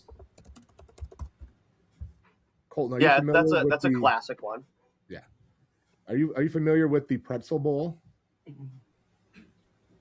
No. Oh, come Is on. it a You football? don't know about the Pretzel Bowl? The Freeport pretzels from across the border down Becca in was Yes. literally just telling me Oh about yes, that yes, today. yes. Yeah, Becca was literally telling me that there was a pretzels mascot in Illinois today when we were going over this. Last pick. 3 different ones. I think that I know go where with. you're going. I think I picked your last 2 picks, or I predicted what you would pick before you started here. But go on. I'm sorry. You picked Cheesemakers? No, I picked what you were going to pick. Like I thought these are the 2 he's going to pick. Okay, so And you think Cheesemakers was one of them. I'm going with the Thunderbirds. Which ones? I think that as far as the mascot goes, the Baraboo one is probably the best. Okay. I also think You Baraboo. might as well have picked the River Valley Blackhawks. I also think Baraboo has the better color scheme compared to Iola and Lakeland. I think those are the other 2 Thunderbird schools, but Thunderbirds, that is a sweet, sweet mascot. Should have gone with Lakeland. Have you gone to Minocqua, Colton? I can't remember. You've been up there, right? No, actually, I've not been to any of our family get-togethers in Minocqua. Chris, have you been to Minocqua before? Yes. Did you drive through when they had the T-Bird Country Railroad Bridge? I don't know. It was famous. That was just south of town on Highway 51 going into Minocqua many, many years ago, and spray paint, like the very most basic stick figure writing that you could find on the different panels of the railroad bridge that goes over the highway. Many years ago, somebody had written T-Bird Country, and it was very, very popular and famous. They replaced that bridge, and that section they took out, and now it sits on a gate above the entrance to the high school. Oh, Parking that's lot. sweet. So I'll have to. So shout out Dr. Jamie Kep, who is in his first year as the district administrator up at Lakeland now. And I'll have to ask him about that. See if he can take some pictures to show me. I have a picture I took this year going through there. I'll send it to you guys. Trav, last pick. Okay. All right. The last pick is stressful. You didn't have me because picking. You didn't have me picking Thunderbirds. No, I had you picking something else. I'm not going to say it because I don't think I'm going to pick it. It's close to my next top. I am again going to go off the board a little bit. I'm going to go multi-gender. Have you ever heard of the Golden Girls? We're not old enough, Travis. Have you heard of the team that goes by the Golden Girls? No. No, I don't. I have not heard of that. Here in high school, many of their girls athletic programs go by Golden Girls instead of Golden Bears, which is their high school mascot. In the state tournament program, I think they made it to state on the girls' side in like 2012. I remember their nickname was listed as the Golden Girls. Technically, their school mascot is the Golden Bears. Yeah. But again, many of their girls teams unofficially or just within their own program go by Golden Girls. In fact, while I was prepping, I searched their the Barron volleyball Facebook page is the Barron Golden Girls volleyball page. Okay. So very unique, not necessarily official, but again, I'll allow it. Chris, Mr./Ms. Irrelevant. None of these picks are irrelevant. There. This is hard for me to pick a last one. We're gonna leave some off here that people are not gonna be happy about. I mean, there's a lot actually that we're not going to be able to draft. Only having 5 picks. I'm going to I have. brought it up that I'd love to have more, but we'll go through some bench players. Yeah, we definitely Starting have to do 5. that. We definitely have to do some honorable mentions. Man, because I have 3 left on my list, but I also have a couple over on the other side that I really like too. There are just so many good ones. I'm going to go with the Hayward Hurricanes. The fact that we have a mascot in Wisconsin of the Hurricanes is kind of crazy, considering that would never happen in our neck of the woods. I don't think there are any Hurricanes coming off of Lake Michigan anytime soon, but the Hayward Hurricanes. I don't love their color scheme. No, but I do like the logo a lot. I just think that they could do better with their color scheme, and that would make that logo awesome. Yeah, I had that on my board. Yeah, black and gold can be a tough color scheme. I no offense to the great folks in Hayward, but it's not my favorite execution of that color scheme either. So, yeah, I really do think that the logo itself is pretty cool, and I don't know. You have to be really, really creative to kind of make that work with like apparel, I feel. Yeah.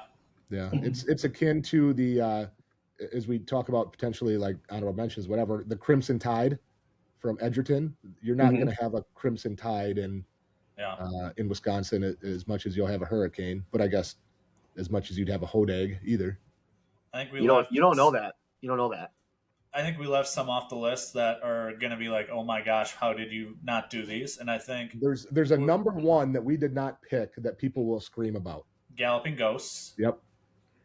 That's going to be one that for sure is going to be that people are going to be pissed that we didn't take. I think Polar Bears is probably the other one that will be the 2. Oh my gosh, how did these not get picked? I would say Old Abe's will be up there as well. I had that on my list. Yeah.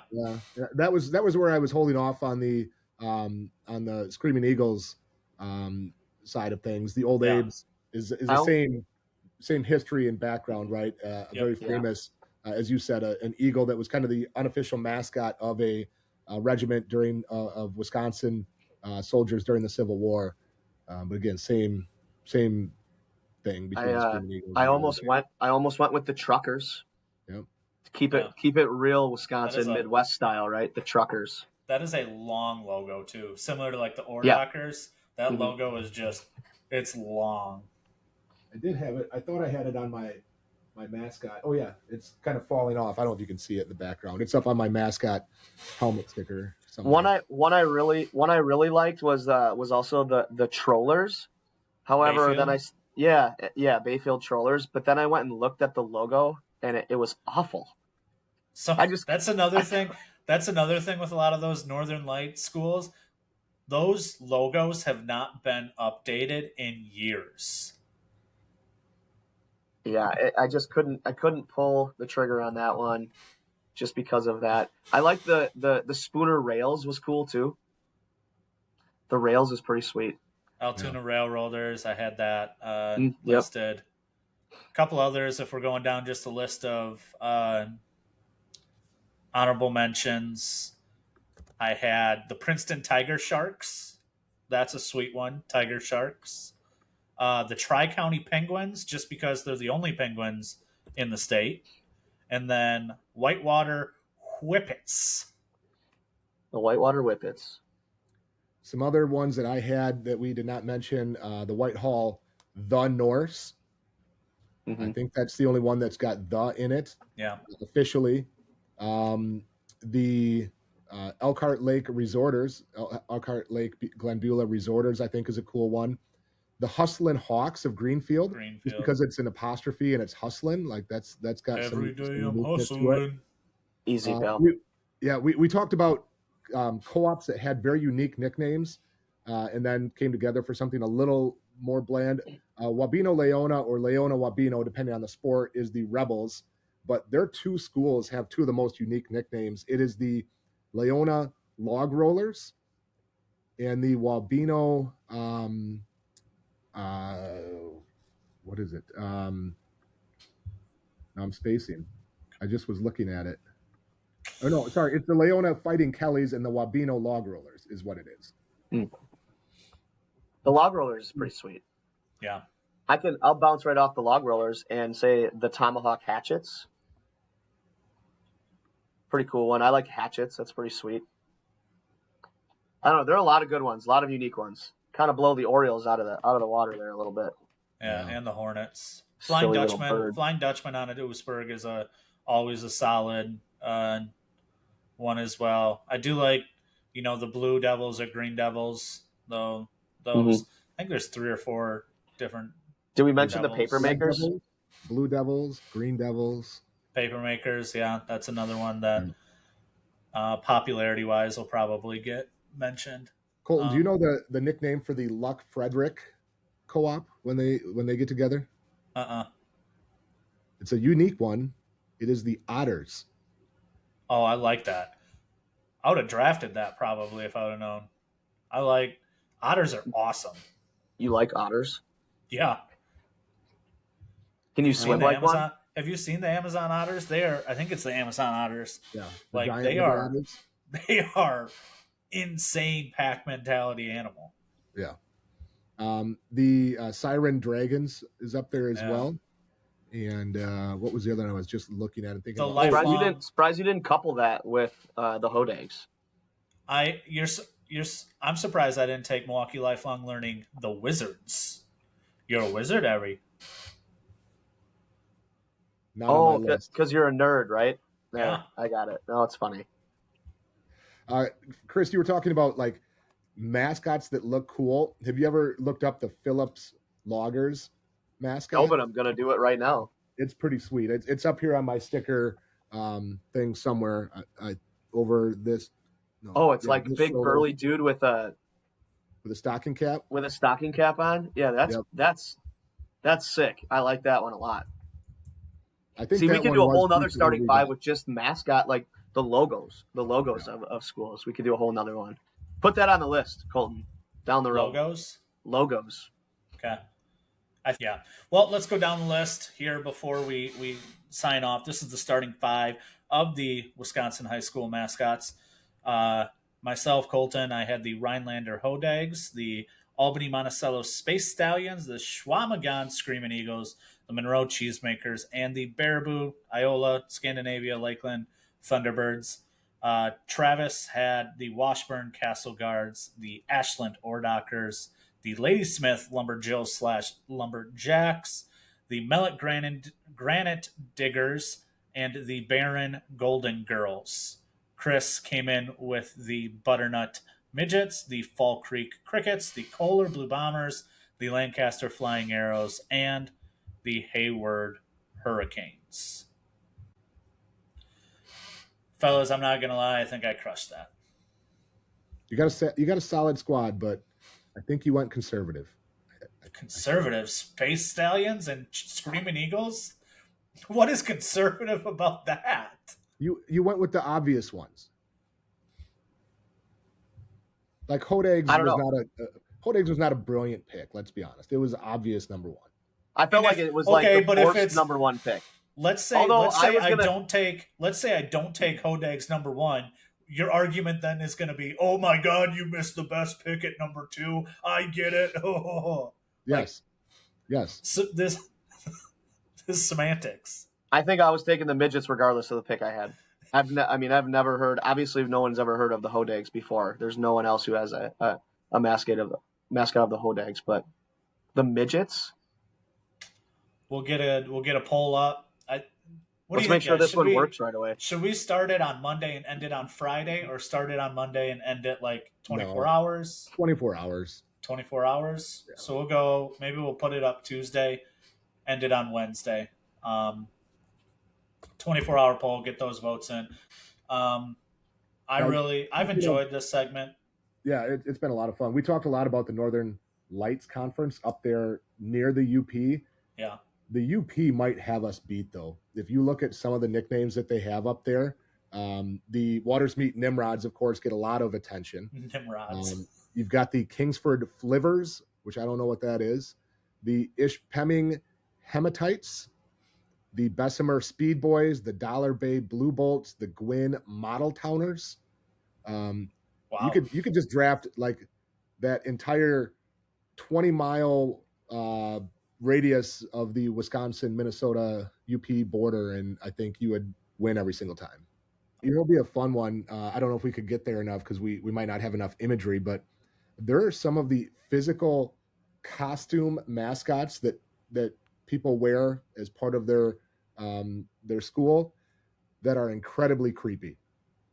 Like who was the one that was at state a couple years ago, and it was the Pirates, Cochran Fountain City Pirates. That pirate was terrifying.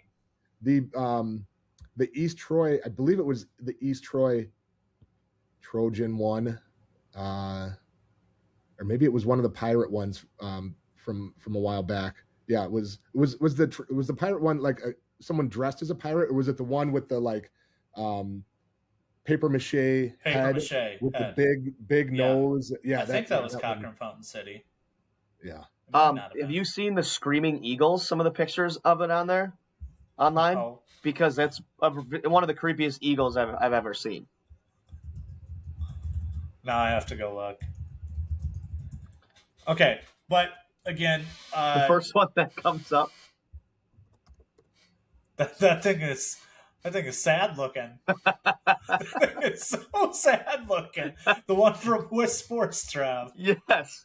I see a couple on there now. That is the saddest little costume.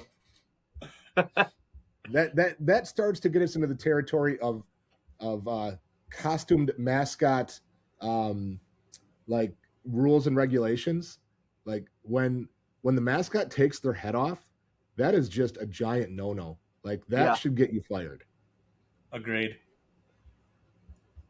Should we tease what we got coming up this next week? I think we're hitting a good stride here in the off season. I know there's less topics necessarily to talk about, but we've had 2 really good interviews. These starting fives have been fun. Should we tease next week's interview, Chris? Yeah, why not? This upcoming next week, our next interview, we're going to go and invite Isaiah Ketterhagen, Oostburg girls basketball coach, 2-time state champ, back-to-back state champ on, and talk basketball, talk hoops. So we're going to invite him, or we have, and he's accepted? He is invited. He will be on. So okay, perfect.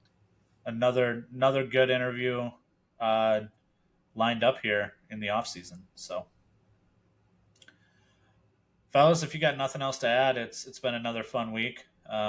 Let's make sure that we're sharing these clips out, getting everybody excited, because the baseline, it's been fun in this off season to have these conversations. Again, I'd want to thank Coach Majkrzak because that interview was awesome. So thanks again, Coach.